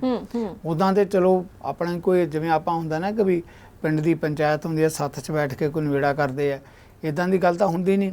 ਕੌਮੀ ਪੱਧਰ ਤੇ ਜਿਹੜਾ ਹੈਗਾ ਸਾਂਝੇ ਤੌਰ ਤੇ ਬੈਠਣ ਦਾ, ਜਾਂ ਤਾਂ ਸਰ ਪਾਰਟੀ ਮੀਟਿੰਗ ਬੁਲਾਈ ਜਾਂਦੀ ਹੈ, ਉਹਦੇ 'ਚ ਕੋਈ ਗੱਲ ਹੁੰਦੀ ਹੈ, ਜਾਂ ਫਿਰ ਸਾਡੇ ਕੋਲ ਨਿਰਦੇਸ਼ ਸਿਸਟਮ ਹੈ ਪਾਰਲੀਮੈਂਟ ਦਾ। ਹੁਣ ਇਤਫਾਕ ਦੀ ਗੱਲ ਹੈ ਕਿ ਪਾਰਲੀਮੈਂਟ ਸਿਸਟਮ ਦੇ ਅਧੀਨ ਪਾਰਲੀਮੈਂਟ ਸੈਸ਼ਨ ਬੁਲਾਇਆ ਗਿਆ। ਪਾਰਲੀਮੈਂਟ ਸੈਸ਼ਨ ਨੂੰ ਚੱਲਦਿਆਂ ਵੀ, ਹੁਣ ਤਾਂ ਸੈਚਰਡੇ ਸੰਡੇ ਆ, ਚਲੋ ਪਿਛਲੇ 2-3 ਦਿਨ ਜਿਹੜਾ ਹੈਗਾ ਪਾਰਲੀਮੈਂਟ ਚੱਲੀ, ਤਾਂ ਪਾਰਲੀਮੈਂਟ ਚੱਲ ਹੀ ਨਹੀਂ ਪਾਈ। ਇਸ ਕਰਕੇ ਨਹੀਂ ਚੱਲ ਪਾਈ ਕਿ ਵਿਰੋਧੀ ਧਿਰ ਕਹਿੰਦੀ ਹੈ ਕਿ ਮਨੀਪੁਰ ਦੇ ਮਾਮਲੇ 'ਚ ਸਰਕਾਰ ਦੱਸੇ ਹੋਇਆ ਕੀ ਹੈ। ਕਮ ਸੇ ਕਮ ਪ੍ਰਧਾਨ ਮੰਤਰੀ ਪਾਰਲੀਮੈਂਟ ਦੇ ਅੰਦਰ ਖੁੱਲ੍ਹ ਕੇ ਬਿਆਨ ਤਾਂ ਦੇਵੇ ਨਾ ਕਿ ਆਖਰਕਾਰ 2-2.5-3 ਮਹੀਨੇ ਕਿਉਂ ਮਨੀਪੁਰ ਸੜਦਾ ਰਿਹਾ। ਅਸੀਂ ਸਾਡੀ ਪੋਲੀਟਿਕਸ ਕਿਸ ਕਦਰ ਹੈ ਨਵਦੀਪ, ਜੇ ਕਿਤੇ ਕੋਈ ਚਾਈਨਾ ਦੀ ਗੱਲ ਹੁੰਦੀ ਹੈ, ਪਾਕਿਸਤਾਨ ਦੀ ਗੱਲ ਹੁੰਦੀ ਹੈ, ਅਸੀਂ ਕਹਿੰਦੇ ਜੀ ਅਸੀਂ ਆਪਣੀ 1 ਇੰਚ ਜ਼ਮੀਨ ਨਹੀਂ ਦੱਬਣ ਦਿਆਂਗੇ, 1 ਇੰਚ ਜ਼ਮੀਨ ਤੇ ਕਬਜ਼ਾ ਨਹੀਂ ਕਰਨ ਦਿਆਂਗੇ, ਅਸੀਂ ਕੁਰਬਾਨੀਆਂ ਦੇ ਦਿਆਂਗੇ, ਇੱਦਾਂ ਕਰ ਦਿਆਂਗੇ, ਉੱਦਾਂ ਕਰ ਦਿਆਂਗੇ। ਤੁਹਾਡਾ ਪੂਰੇ ਦਾ ਪੂਰਾ ਸੂਬਾ ਹੀ ਸੜ ਰਿਹਾ ਹੈ, ਤਬਾਹ ਹੋ ਰਿਹਾ ਹੈ, ਉੱਥੇ ਤੁਹਾਡੀ ਜ਼ਮੀਰ ਕਿਉਂ ਨਹੀਂ ਜਾਗਦੀ? ਹੁਣ ਪਾਰਲੀਮੈਂਟ ਦੀ ਜਿਹਦੀ ਆਪਾਂ ਗੱਲ ਕਰ ਰਹੇ ਹਾਂ, ਪਾਰਲੀਮੈਂਟ ਦੇ ਵਿੱਚ ਪ੍ਰਧਾਨ ਮੰਤਰੀ ਨੂੰ ਇਸ ਮਾਮਲੇ ਤੇ ਗੱਲ ਕਹਿਣੀ ਚਾਹੀਦੀ ਹੈ ਨਾ, ਦੱਸੇ ਤਾਂ ਸਹੀ। ਇਹ ਮੁਲਕ ਦੇ ਲੋਕ ਨਵਦੀਪ ਜਾਣਨਾ ਚਾਹੁੰਦੇ ਆ ਕਿ ਆਖਰ ਮਨੀਪੁਰ 'ਚ ਕੀ ਹੋਇਆ। ਇਹ ਠੀਕ ਹੈ, ਆਪਾਂ ਸਾਰੇ ਜਾਣਦੇ ਹਾਂ ਕਿ ਉੱਥੇ 2 ਵੱਡੇ ਜਿਹੜੇ ਕਬੀਲੇ ਹੈ, ਇੱਕ ਮਤਈ ਕਬੀਲਾ ਹੈ, ਇੱਕ ਕੁਕੀ ਕਬੀਲਾ ਹੈਗਾ, ਔਰ ਉਹ ਸਾਰੇ ਉਸ ਸੂਬੇ ਦੀ ਆਬਾਦੀ ਮੁਸ਼ਕਿਲ ਨਾਲ 30 ਲੱਖ ਦੀ ਆਬਾਦੀ ਹੈ। ਜਿਹੜਾ ਮਤਈ ਕਬੀਲਾ ਉਹ ਬਹੁਤ ਗਿਣਤੀ 'ਚ ਹੈ, ਕੁਕੀ ਜਿਹੜੇ ਹੈਗੇ ਥੋੜ੍ਹਾ ਘੱਟ ਗਿਣਤੀ 'ਚ ਹੈ। ਗੱਲ ਸਿਰਫ ਇੰਨੀ, ਉੱਥੇ ਗੱਲ ਤੇ ਰਿਜ਼ਰਵੇਸ਼ਨ ਦੇ ਮੁੱਦੇ ਤੇ ਵਿਵਾਦ ਖੜਾ ਹੋਇਆ। ਬਹੁਤ ਸਾਰੇ ਮਾਮਲਿਆਂ ਤੇ ਵਿਵਾਦ ਖੜੇ ਹੋ ਜਾਂਦੇ ਆ। ਸਾਡੇ ਪੰਜਾਬ ਤੇ ਹਰਿਆਣਾ ਨਾਲ ਖੜਾ ਹੋ ਜਾਂਦਾ ਵਿਵਾਦ, ਪੰਜਾਬ ਦੇ ਅੰਦਰ ਵੀ ਕਈ ਵਿਵਾਦ ਖੜੇ ਹੋ ਜਾਂਦੇ। ਵਿਵਾਦ ਜਿਉਂਦੀਆਂ ਜਾਗਦੀਆਂ ਕੌਮਾਂ 'ਚ ਇਹੋ ਜਿਹੇ ਮਾਮਲੇ ਹੁੰਦੇ ਆ, ਪਰ ਇਸ ਕਦਰ ਜਿਹੜਾ ਹੈਗਾ ਤਾਂਡਵ ਨਾਚ ਹੋਏਗਾ ਇਹ ਤਾਂ ਕਦੇ ਕਿਸੇ ਨੇ ਸੋਚਿਆ ਵੀ ਨਹੀਂ ਹੋਏਗਾ ਨਾ। ਤੁਸੀਂ ਹੁਣ ਆਪਾਂ ਪਾਕਿਸਤਾਨ ਦੇ ਬਾਰਡਰ ਤੇ ਬੈਠੇ ਹਾਂ, ਇੱਥੇ ਬੜੀ ਚਿੰਤਾ ਇਸ ਗੱਲ ਦੀ ਕੀਤੀ ਜਾਂਦੀ ਹੈ ਕਿ ਜੀ 50 ਕਿਲੋਮੀਟਰ ਤੱਕ BSF ਲਾ ਦਿੱਤੀ ਜਾਵੇ, ਕੰਡਿਆਲੀਆਂ ਤਾਰਾਂ ਲਾ ਦਿੱਤੀਆਂ ਜਾਣ। ਪੰਜਾਬ ਦੇ ਅੰਦਰ ਗੜਬੜ ਦਾ ਡਰ ਹੈ।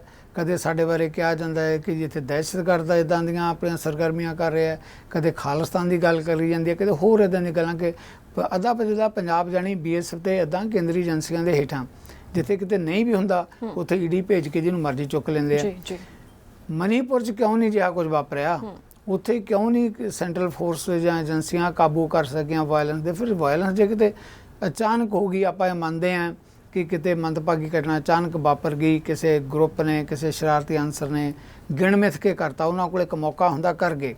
ਉਦੋਂ ਬਾਅਦ 'ਚ ਸਰਕਾਰਾਂ ਜਾਂ ਏਜੰਸੀਆਂ, ਪੁਲਿਸ, ਫੌਜ ਕਾਰਵਾਈ ਕਰਦੀ ਹੈ। ਪਰ ਇੱਥੇ ਤਾਂ ਮਹੀਨਿਆਂ ਬੱਧੀ ਇਹ ਸਾਰਾ ਕੁਝ ਚੱਲਦਾ ਰਿਹਾ। ਤੁਸੀਂ ਕਿਉਂ ਨਹੀਂ ਰੋਕਿਆ? ਜਿਸ ਤੁਸੀਂ ਮੁੱਖ ਮੰਤਰੀ ਦਾ ਜ਼ਿਕਰ ਕੀਤਾ ਹੈ ਨਵਦੀਪ, ਤੁਸੀਂ ਦੇਖੋ ਕਿ ਇੰਨੇ ਮਹੀਨੇ ਨਿਕਲ ਜਾਣ ਦੇ ਬਾਵਜੂਦ ਵੀ ਉਹ ਮੁੱਖ ਮੰਤਰੀ ਕਿਸ ਬੇਸ਼ਰਮੀ ਦੇ ਨਾਲ ਉਸ ਅਹੁਦੇ ਤੇ ਬੈਠਾ। ਮੁੱਖ ਮੰਤਰੀ ਨੂੰ ਕੋਈ ਨੈਤਿਕ ਤੌਰ ਤੇ ਅਧਿਕਾਰ ਹੈ? ਜਦੋਂ ਨਵਦੀਪ ਪੋਲੀਟਿਕਸ ਦੀ ਗੱਲ ਹੁੰਦੀ ਹੈ ਨਾ, ਕੋਈ ਛੋਟੀ ਜਿਹੀ ਘਟਨਾ ਵਾਪਰਦੀ ਹੈ ਤਾਂ ਫਟ ਵਿਰੋਧੀ ਧਿਰ ਕਹਿ ਦਿੰਦੀ ਹੈ, ਦੂਜੀ ਧਿਰ ਕਹਿ ਦਿੰਦੀ ਹੈ ਕਿ ਜੀ ਮੰਤਰੀ ਨੂੰ ਅਸਤੀਫਾ ਦੇਣਾ ਚਾਹੀਦਾ, ਮੁੱਖ ਮੰਤਰੀ ਨੂੰ ਅਸਤੀਫਾ ਦੇਣਾ ਚਾਹੀਦਾ। ਹੁਣ ਜਿਹੜੀ ਧਿਰ ਦਾ ਮੁੱਖ ਮੰਤਰੀ ਹੈ, ਬਾਕੀ ਤਾਂ ਛੱਡੋ, ਆਪਾਂ ਗੱਲ ਕੋਈ ਮੰਨਦਾ ਕਿਸ ਦੀ ਨਹੀਂ ਮੰਨਦਾ, ਭਾਜਪਾ ਸਭ ਤੋਂ ਸ਼ਕਤੀਸ਼ਾਲੀ ਧਿਰ ਹੈ ਇਸ ਦੇਸ਼ ਦੇ ਅੰਦਰ, ਸੂਬੇ ਦੇ ਅੰਦਰ ਉੱਥੋਂ ਦਾ ਰਾਜ ਹੈ। ਕਮ ਸੇ ਕਮ ਭਾਜਪਾ ਨੂੰ ਤਾਂ ਇਹ ਚਾਹੀਦਾ ਨਾ ਕਿ ਉਸ ਮੁੱਖ ਮੰਤਰੀ ਤੋਂ ਤਾਂ ਘੱਟੋ ਘੱਟ ਅਸਤੀਫਾ ਲੈ ਲਓ ਜਿਹੜਾ ਬੁਰੀ ਤਰ੍ਹਾਂ ਫੇਲ ਹੋਇਆ, ਜਿਸ ਦੇ ਹੁੰਦਿਆਂ ਸਟੇਟ ਜਲ ਗਈ, ਜਿਹਦੇ ਹੁੰਦਿਆਂ ਧੀਆਂ ਭੈਣਾਂ ਦੀ ਇੱਜ਼ਤ ਲੁੱਟੀ ਗਈ, ਸੂਬਾ ਤਬਾਹ ਹੋ ਗਿਆ, ਆਪਾਂ ਖੰਡਰਾਂ ਦੇ ਉੱਤੇ ਰਾਜ ਕਰਾਂਗੇ ਉੱਥੇ। ਜੀ ਅਜੇ ਵੀ ਬੇਸ਼ਰਮੀ ਦੇ ਨਾਲ ਉਹ ਮੁੱਖ ਮੰਤਰੀ ਨੂੰ ਉੱਥੇ ਹਟਾਇਆ ਨਹੀਂ ਗਿਆ। ਸੋ ਇਹੋ ਜਿਹੀ ਸਥਿਤੀ 'ਚ ਜਿਹਦਾ ਤੁਸੀਂ ਸਵਾਲ ਲੈ ਰਹੇ ਹੋ, ਉਹ ਕਿਹੋ ਜਿਹਾ ਦੇਸ਼ ਹੋਏਗਾ, ਕਿਹੋ ਜਿਹਾ ਸੂਬਾ ਹੋਏਗਾ ਜਿੱਥੇ ਇਹੋ ਜਿਹੀਆਂ ਮੰਦਭਾਗੀਆਂ ਘਟਨਾਵਾਂ ਵਾਪਰਦੀਆਂ। ਫਿਰ ਸਵਾਲ ਤਾਂ ਇਹਨਾਂ ਮੁੱਦਿਆਂ ਨੂੰ ਲੈ ਕੇ ਨਵਦੀਪ ਉੱਠਣਗੇ। ਜੀ ਬਿਲਕੁਲ। ਸਿੱਧੂ ਸਾਹਿਬ, ਇੱਥੇ ਇੱਕ ਹੋਰ ਸਵਾਲ ਹੈ। ਸਮੇਂ-ਸਮੇਂ ਤੇ ਹਿੰਸਾ ਹੁੰਦੀ ਰਹੀ ਹੈ, ਗੱਲ ਭਾਵੇਂ 47 ਦੀ ਕਰ ਲਈਏ, ਉਦੋਂ ਬਾਅਦ ਦੇ ਹੱਲੇ ਗੁੱਲਿਆਂ ਦੀ ਕਰ ਲਈਏ, ਜਾਂ ਫਿਰ ਆਪਾਂ ਗੱਲ 84 ਦੀ ਕਰ ਲਈਏ, ਵੱਖ-ਵੱਖ ਰਾਜਾਂ ਦੀ ਗੱਲ ਕਰ ਲਈਏ, ਜਦੋਂ ਕਿਸੇ ਨਾ ਕਿਸੇ, ਜਿਵੇਂ ਤੁਸੀਂ ਕਿਹਾ ਕਿ ਹਿੰਸਾ ਹੋ ਜਾਂਦੀ ਹੈ, ਲੜਾਈਆਂ ਝਗੜੇ ਹੋ ਜਾਂਦੇ ਨੇ, ਆਪਾਂ ਮੰਨ ਲੈਂਦੇ ਹਾਂ ਵੀ ਕਿਸੇ ਵੀ ਚੀਜ਼ ਨੂੰ ਲੈ ਕੇ ਹਿੰਸਾ ਵੀ ਹੋ ਜਾਂਦੀ ਹੈ, ਲੜਾਈਆਂ ਵੀ ਹੋ ਸਕਦੀਆਂ ਨੇ, ਇੱਕ ਦੂਜੇ ਦੇ ਸਿਰ ਵੀ ਪਾੜ ਦਿੰਦੇ ਨੇ। ਪਰ ਵੱਡਾ ਸਵਾਲ ਇੱਥੇ ਉਹ ਹੈ ਕਿ ਲੋਕ ਔਰਤਾਂ ਨੂੰ ਸ਼ਿਕਾਰ ਕਿਉਂ ਬਣਾ ਰਹੇ ਨੇ, ਕਿਉਂ ਬਣਾਉਂਦੇ ਆ ਰਹੇ ਨੇ। ਵੱਡੀ ਗੱਲ ਇੱਥੇ ਇਹ ਹੈ ਕਿ ਹਲੇ ਤੱਕ ਸਾਡੀਆਂ ਸਰਕਾਰਾਂ ਨੂੰ ਇਹ ਸਮਝ ਨਹੀਂ ਆਇਆ ਕਿ ਜਦੋਂ ਵੀ ਕਿਤੇ ਹਿੰਸਾ ਹੁੰਦੀ ਹੈ, ਔਰਤ ਨੂੰ ਹੀ ਸ਼ਿਕਾਰ ਬਣਾ ਲਿਆ ਜਾਂਦਾ ਹੈ। ਕੀ ਇਹਨਾਂ ਚੀਜ਼ਾਂ ਦੇ ਲਈ ਕੋਈ ਸਖਤ ਤੇ ਪੱਕੇ ਕਾਨੂੰਨ ਨਹੀਂ ਬਣਨੇ ਚਾਹੀਦੇ? ਨਵਦੀਪ, ਬਹੁਤ ਸੰਵੇਦਨਸ਼ੀਲ ਸਵਾਲ ਹੈ ਜਿਹੜਾ ਤੁਸੀਂ ਲਿਆ ਹੈ। ਦੇਖੋ, ਜੋ ਤੁਸੀਂ ਸਵਾਲ ਦਾ ਜ਼ਿਕਰ ਕੀਤਾ ਹੈ, ਮੈਂ ਇਹ ਕਹਿਣਾ ਚਾਹਾਂਗਾ ਕਿ ਇਹ ਅੱਜ ਦੇ ਸਮੇਂ 'ਚ ਨਹੀਂ, ਮਰਦ ਦੀ ਮਾਨਸਿਕਤਾ ਦੇਖੋ ਕਿਸ ਕਦਰ ਜਿਹੜੀ ਹੈਗੀ ਹੈ ਡਿੱਗ ਪੈਂਦੀ ਹੈ ਜੀ, ਕਿ ਸਦੀਆਂ ਤੋਂ, ਸੈਂਚਰੀਜ਼ ਤੋਂ ਜਿਹੜੀ ਹੈਗੀ ਹੈ ਸਿਸਟਮ ਬਦਲਦੇ ਰਹੇ। ਕਿਤੇ ਬਾਦਸ਼ਾਹੀ ਰਾਜ ਰਿਹਾ, ਗੁਲਾਮਾਂ ਦੀ ਗੱਲ ਰਹੀ, ਆਜ਼ਾਦੀ ਦੀ ਗੱਲ ਆਈ। ਸੈਂਚਰੀਜ਼ ਤੋਂ ਔਰਤਾਂ ਨੂੰ ਇੱਕ ਹਥਿਆਰ ਦੇ ਤੌਰ ਤੇ ਜੇ ਵਿਰੋਧੀ ਤੇ ਰਹਿ ਗਿਆ, ਕੋਈ ਕਿਸ ਕਦਰ ਉਹਨੂੰ ਕੁਚਲਣਾ ਹੈ, ਤਾਂ ਸਭ ਤੋਂ ਵੱਧ ਟਾਰਗੇਟ ਕੌਣ ਹੁੰਦੇ ਆ? ਬੱਚੇ ਤੇ ਔਰਤਾਂ, ਜਿਹੜਾ ਉਹਨਾਂ ਨੂੰ। ਇਸੇ ਤਰੀਕੇ ਨਾਲ ਆਪਾਂ ਜਾਣਦੇ ਹਾਂ ਗੁਲਾਮੀ ਦਾ ਦੌਰ ਹਿੰਦੁਸਤਾਨ ਦੇ ਅੰਦਰ ਕਿਸ ਤਰ੍ਹਾਂ ਸਾਡੀਆਂ ਬਹੂ ਬੇਟੀਆਂ ਨੂੰ ਇੱਥੋਂ ਲਿਜਾ ਕੇ ਦੂਜੇ ਮੁਲਕਾਂ ਜਾ ਕੇ ਵੇਚਿਆ ਜਾਂਦਾ ਸੀ, ਰੋਲਿਆ ਜਾਂਦਾ ਸੀ। ਇਸੇ ਕਰਕੇ ਨਵਦੀਪ, ਇੱਕ ਮੈਂ ਸਾਰੇ ਦੌਰ ਦੇ ਚੱਲਦਿਆਂ ਪੰਜਾਬ ਦੇ ਐਂਗਲ ਤੋਂ ਇੱਕ ਪੋਜ਼ਿਟਿਵ ਗੱਲ ਵੀ ਕਹਿਣੀ ਚਾਹੁੰਦਾ। ਦੇਖੋ, ਸਿੱਖਾਂ ਬਾਰੇ ਵੱਡੀਆਂ ਲੜਾਈਆਂ ਲੜੀਆਂ ਗਈਆਂ, ਬਹੁਤ ਸ਼ਹਾਦਤਾਂ ਵੀ ਦਿੱਤੀਆਂ ਸਿੱਖ ਭਾਈਚਾਰੇ ਨੇ ਆਜ਼ਾਦੀ ਨੂੰ ਬਚਾਉਣ ਲਈ, ਆਪਣੀ ਅਣਖ ਨੂੰ ਬਚਾਉਣ ਦੇ ਲਈ। ਇੱਕ ਇਹ ਵੀ ਬੜੀ ਯਾਦਗਾਰ ਹੈਗੀ ਹੈ ਕਿ ਜਦੋਂ ਜਿਹੜੇ ਕਿ ਬਾਹਰੋਂ ਹੁਕਮਰਾਨ ਆਉਂਦੇ ਸੀ, ਹਮਲਾ ਕਰਦੇ ਸੀ ਇਸ ਦੇਸ਼ ਦੇ ਉੱਤੇ, ਤਾਂ ਜਿੱਦਾਂ ਮੈਂ ਕਿਹਾ ਹੈ ਕਿ ਕਈ ਹਿੱਸਿਆਂ 'ਚੋਂ ਸਾਡੀਆਂ ਧੀਆਂ ਭੈਣਾਂ ਨੂੰ ਇੱਦਾਂ ਉਹ ਲੈ ਜਾਂਦੇ ਸੀਗੇ ਨਾਲ, ਆਪਣੇ ਫੌਜਾਂ ਦੇ ਨਾਲ ਜ਼ਬਰਦਸਤੀ ਲੈ ਜਾਂਦੇ ਸੀ। ਤਾਂ ਸਿੱਖ ਭਾਈਚਾਰਾ ਜੰਗਲਾਂ 'ਚੋਂ ਜਾ ਕੇ ਵੀ ਛੁਡਾ ਕੇ ਲਿਆਉਂਦਾ ਰਿਹਾ, ਹਮਲੇ ਕਰਕੇ ਉਹਨਾਂ ਫੌਜਾਂ ਦੇ ਉੱਤੇ ਆਪਣੀ ਧੀਆਂ ਭੈਣਾਂ ਦੀ ਇੱਜ਼ਤ ਬਚਾਉਂਦਾ ਰਿਹਾ। ਸੋ ਸੱਭਿਅਤਾ ਨੂੰ ਆਪਾਂ ਜਿਹੜੀ ਇੱਕੋ ਰੱਸੇ ਨਹੀਂ ਬੰਨ੍ਹ ਸਕਦੇ। ਅਜਿਹੇ ਲੋਕ ਵੀ ਹੈ ਜਿਹੜੇ ਮਾਨਵਤਾ ਨੂੰ ਬਚਾਉਣ ਦੀ, ਮਾਨਵਤਾ ਦੀ ਲੜਾਈ ਲੜਦੇ ਰਹੇ। ਪਰ ਜਿਹੜਾ ਤੁਸੀਂ ਸਵਾਲ ਕਰ ਰਹੇ ਹੋ ਉਹ ਬਿਲਕੁਲ ਇਸ ਮੁੱਦੇ ਦੇ ਉੱਤੇ ਕਿ ਹਮੇਸ਼ਾ ਔਰਤ ਨੂੰ ਜਿਹੜੀਆਂ ਹਾਕਮ ਧਿਰਾਂ ਜਾਂ ਜਾਬਰ ਧਿਰਾਂ ਕਹਿ ਲਿਓ, ਉਹ ਧਿਰਾਂ ਜਿਹੜੀਆਂ ਹੈਗੀਆਂ ਔਰਤਾਂ ਨੂੰ ਇੱਕ ਹਥਿਆਰ ਦੇ ਤੌਰ ਤੇ ਵਿਰੋਧੀਆਂ ਦੇ ਖਿਲਾਫ ਇਸਤੇਮਾਲ ਕਰਦੀਆਂ। ਜਦੋਂ ਵੀ ਕਦੇ ਹਮਲੇ ਹੋਏ ਹੈ, ਜਦੋਂ ਵੀ ਜ਼ਿਆਦਤੀਆਂ ਹੋਈਆਂ ਹੈ, ਤਾਂ ਸਭ ਤੋਂ ਪਹਿਲਾਂ ਔਰਤ ਨੂੰ ਟਾਰਗੇਟ ਇਸੇ ਕਰਕੇ ਕਿਹਾ ਜਾਂਦਾ ਹੈ ਕਿ ਔਰਤ ਇੱਕ ਬਰਾਬਰ ਦਾ ਅਧਿਕਾਰ ਔਰਤ ਨੂੰ ਜਿਹੜਾ ਹੈਗਾ ਜਮਹੂਰੀਅਤ ਦੇ ਅੰਦਰ, ਸੰਵਿਧਾਨ ਦੇ ਅੰਦਰ ਦਿੱਤਾ ਗਿਆ। ਪਰ ਇਹਦੇ ਬਾਵਜੂਦ ਸਾਡੀ ਅਜੇ ਮਰਦ ਪ੍ਰਧਾਨ ਜਿਹੜੀ ਸਮਾਜ ਹੈ, ਉਹਦੀ ਮਾਨਸਿਕਤਾ ਇਹ ਹੈ ਕਿ ਔਰਤ ਨੂੰ ਬਰਾਬਰ ਦਾ ਅਧਿਕਾਰ ਦੇਣ ਲਈ ਤਿਆਰ ਨਹੀਂ ਹੁੰਦੇ। ਇਸੇ ਕਰਕੇ ਕੋਈ ਜ਼ਮਾਨਾ ਇਹ ਰਿਹਾ ਕਿ ਔਰਤ, ਜ਼ਮੀਨ, ਜਾਇਦਾਦ ਉਹਨਾਂ ਨੂੰ ਇੱਕ ਤਰ੍ਹਾਂ ਦਾ ਬਰਾਬਰ ਹੀ ਸਮਝਿਆ ਗਿਆ। ਸੋ ਇਹ ਤਾਂ ਜਿਵੇਂ ਜਿਵੇਂ ਸਮਾਜ 'ਚ ਜਾਗਰੂਕਤਾ ਆਈ, ਔਰਤਾਂ ਨੇ ਲੜਾਈ ਲੜੀ ਆਪਣੇ ਰੱਖਾਂ ਦੇ ਲਈ, ਰਾਈਟਸ ਦੇ ਲਈ ਜਿਹੜੀ ਹੈਗੀ ਹੈ, ਤੇ ਇਹ ਕਾਫੀ ਕੁਝ ਚੇਂਜਸ ਵੀ ਆਈਆਂ। ਪਰ ਅਜੇ ਵੀ ਬਹੁਤ ਵੱਡਾ, ਹੁਣ ਆਪਾਂ ਦੇਖੋ ਗੱਲ ਤਾਂ ਮਨੀਪੁਰ ਦੀ ਗੱਲ ਕਰਦੇ ਹਾਂ, ਗੱਲ ਥੋੜਾ ਹੋਰ ਪਾਸੇ ਨੂੰ ਪਰ ਚਲੀ ਜਾਂਦੀ ਹੈ। ਪਰ ਸਵਾਲ ਜਿਸ ਕਦਰ ਤੁਸੀਂ ਕੀਤਾ ਹੈ ਕਿ ਕਿਉਂ ਔਰਤ ਜਿਹੜੀ ਇਸ ਕਦਰ ਉਹਦੇ ਨਾਲ ਬਿਹੇਵ ਕੀਤਾ ਜਾਂਦਾ ਹੈ। ਹੁਣ ਪਿਛਲੇ ਦਿਨਾਂ 'ਚ ਤੁਸੀਂ ਦੇਖਿਆ ਪੰਜਾਬ ਬਹੁਤ ਵੱਡੇ ਸੰਕਟ 'ਚ ਹੈ ਔਰ ਕਈ ਪਰਿਵਾਰਾਂ ਨੂੰ ਰੁਜ਼ਗਾਰ ਦੀ ਖਾਤਰ ਵਿਦੇਸ਼ਾਂ 'ਚ ਜਾਣਾ ਪੈਂਦਾ ਹੈ। ਤੇ ਇੱਦਾਂ ਹੀ ਕਈ ਕਾਫੀ ਪਰਿਵਾਰਾਂ ਦੀਆਂ ਔਰਤਾਂ ਨੂੰ ਵਰਗਲਾ ਕੇ ਜਿਹੜੇ ਹੈਗੇ ਆ ਸਾਡੇ ਵਿਦੇਸ਼ਾਂ ਨੂੰ ਭੇਜਣ ਵਾਲੇ ਜਿਹੜੇ ਏਜੰਟ ਆ, ਉਹਨਾਂ ਨੇ ਔਰਤਾਂ ਨੂੰ ਦੁਬਈ ਭੇਜਿਆ, ਹੋਰ ਇੱਧਰ ਜਿਹੜਾ ਹੈਗਾ ਪੱਛਮੀ ਮੁਲਕਾਂ 'ਚ ਭੇਜਿਆ। ਇੱਕ ਤਰ੍ਹਾਂ ਦਾ ਗੁਲਾਮ ਜ਼ਹਿਨੀਅਤ ਦੇ ਨਾਲ ਉੱਥੋਂ ਉਹਨਾਂ ਤੋਂ ਘਟੀਆ ਕੰਮ ਕਰਵਾਏ ਗਏ। ਕਈ ਵਿਚਾਰੀਆਂ ਰੋਂਦੀਆਂ ਧੋਂਦੀਆਂ ਕਿਸੇ ਨਾ ਕਿਸੇ ਤਰੀਕੇ ਨਾਲ ਉਹ ਬਚ ਕੇ ਵਾਪਸ ਆ ਗਈਆਂ। ਸੋ ਟਾਰਗੇਟ ਕੀ ਹੋਇਆ? ਟਾਰਗੇਟ ਔਰਤ ਹੀ ਹੋਈ ਨਾ, ਕਿ ਤੁਸੀਂ ਇਹੋ ਜਿਹਾ ਕਿਤੇ ਮੌਕਾ ਮਿਲਦਾ, ਤੁਸੀਂ ਸਭ ਤੋਂ ਵੱਧ ਸਮਝਦੇ ਹੋ ਕਿ ਔਰਤ ਨੂੰ ਟਾਰਗੇਟ ਕਰਨਾ ਸੌਖਾ ਹੈਗਾ। ਇਹਦੇ ਬਾਵਜੂਦ ਵੀ ਮੈਂ ਨਵਦੀਪ ਇਹ ਵੀ ਨਹੀਂ ਕਹਾਂਗਾ ਕਿ ਇੰਨਾ ਹੀ ਸਿਚੁਏਸ਼ਨ ਜਿਹੜੀ ਹੈਗੀ ਮਾੜੀ ਹੈ। ਔਰਤ ਆਪਣੇ ਹੱਕਾਂ ਲਈ, ਆਪਣੇ ਰਾਈਟਸ ਲਈ ਲੜ ਵੀ ਰਹੀ ਹੈ, ਬਹੁਤ ਕੁਝ ਪ੍ਰਾਪਤ ਵੀ ਕੀਤਾ, ਪਰ ਅਜੇ ਵੀ ਇਸ ਸਮਾਜ ਦੇ ਅੰਦਰ ਇਹ ਗੱਲ ਹੈ। ਇੱਕ ਨਿੱਕੀ ਜਿਹੀ ਗੱਲ ਕਹਿ ਕੇ ਤੁਸੀਂ ਅੱਗੇ ਆਪਾਂ ਗੱਲ ਕਰਦੇ ਹਾਂ। ਦੇਖੋ, ਆਪਾਂ ਜਿਸ ਸਿਸਟਮ ਦੇ ਵਿੱਚ ਬੈਠੇ ਹਾਂ, ਇੱਥੇ ਪੰਚਾਇਤਾਂ ਚੋਣਾਂ ਹੁੰਦੀਆਂ, ਜੇ ਮਹਿਲਾ ਕੋਈ ਜਿਹੜੀ ਹੈ ਬਣ ਜਾਂਦੀ ਹੈ ਪਿੰਡ ਦੀ ਸਰਪੰਚ, ਤਾਂ ਉਹਦੇ ਘਰ ਵਾਲਾ ਜਿਹੜਾ ਸਰਪੰਚ ਹੁੰਦਾ ਉਹ ਤੁਸੀਂ ਫੋਨ ਕਰਕੇ ਦੇਖੋ, ਉਹ ਕਹਿੰਦੇ ਸਰਪੰਚ ਸਾਹਿਬ ਨਾਲ ਗੱਲ ਕਰਾਓ, ਅੱਗੋਂ ਕਹਿੰਦਾ ਜੀ ਮੈਂ ਬੋਲਦਾ। ਮਤਲਬ ਆਪਣੀ ਬੀਵੀ ਨੂੰ ਸਰਪੰਚ ਸਮਝਦੇ ਹੀ ਨਹੀਂ, ਉਹ ਕਹਿੰਦਾ ਸਰਪੰਚ ਮੈਂ। ਸੋ ਮਾਨਸਿਕਤਾ ਹੈਗੀ ਹੈ, ਇਹ ਮਾਨਸਿਕਤਾ ਕਾਫੀ ਹੱਦ ਤੱਕ ਬਦਲੀ ਵੀ ਗਈ ਹੈ। ਅਜੇ ਤੱਕ ਮੈਨੂੰ ਲੱਗਦਾ ਤੁਸੀਂ ਜਿੱਦਾਂ ਔਰਤਾਂ ਦੀ ਗੱਲ ਕੀਤੀ ਹੈ, ਅਜੇ ਔਰਤਾਂ ਨੂੰ ਇਹਦੇ ਲਈ ਹੋਰ ਲੰਬੀ ਲੜਾਈ ਲੜਨੀ ਪਏਗੀ ਜੀ। ਮਨੀਪੁਰ 'ਚ ਹੋਈ ਘਟਨਾ ਨੂੰ ਲੈ ਕੇ ਕਿਸ ਤਰੀਕੇ ਦੇ ਨਾਲ ਸਾਰਿਆਂ ਦੇ ਹਿਰਦੇ ਵਲੂੰਦਰੇ ਗਏ, ਅਜਿਹੀ ਘਟਨਾ ਜਿਸ ਦਾ ਵਾਰ-ਵਾਰ ਜ਼ਿਕਰ ਕਰਨ ਦਾ ਵੀ ਦਿਲ ਨਹੀਂ ਕਰਦਾ। ਮਨ ਕਰਦਾ ਹੈ ਕਿ ਜਿਵੇਂ ਕਿ ਆਪਾਂ ਸਾਰਿਆਂ ਦੇ ਮਨਾਂ ਦੇ ਵਿੱਚ ਇਹੀ ਹੈ ਕਿ ਇਹੋ ਜਿਹੇ ਲੋਕਾਂ ਨੂੰ ਤਾਂ ਮੌਕੇ ਤੇ ਹੀ ਸਜ਼ਾ ਦਿੱਤੀ ਜਾਵੇ। ਸਰਕਾਰ ਵੇਟ ਕਰ ਰਹੀ ਹੈ, ਪ੍ਰਸ਼ਾਸਨ ਵੇਟ ਕਰ ਰਿਹਾ, ਤਾਂ ਕਿਸ ਗੱਲ ਦਾ?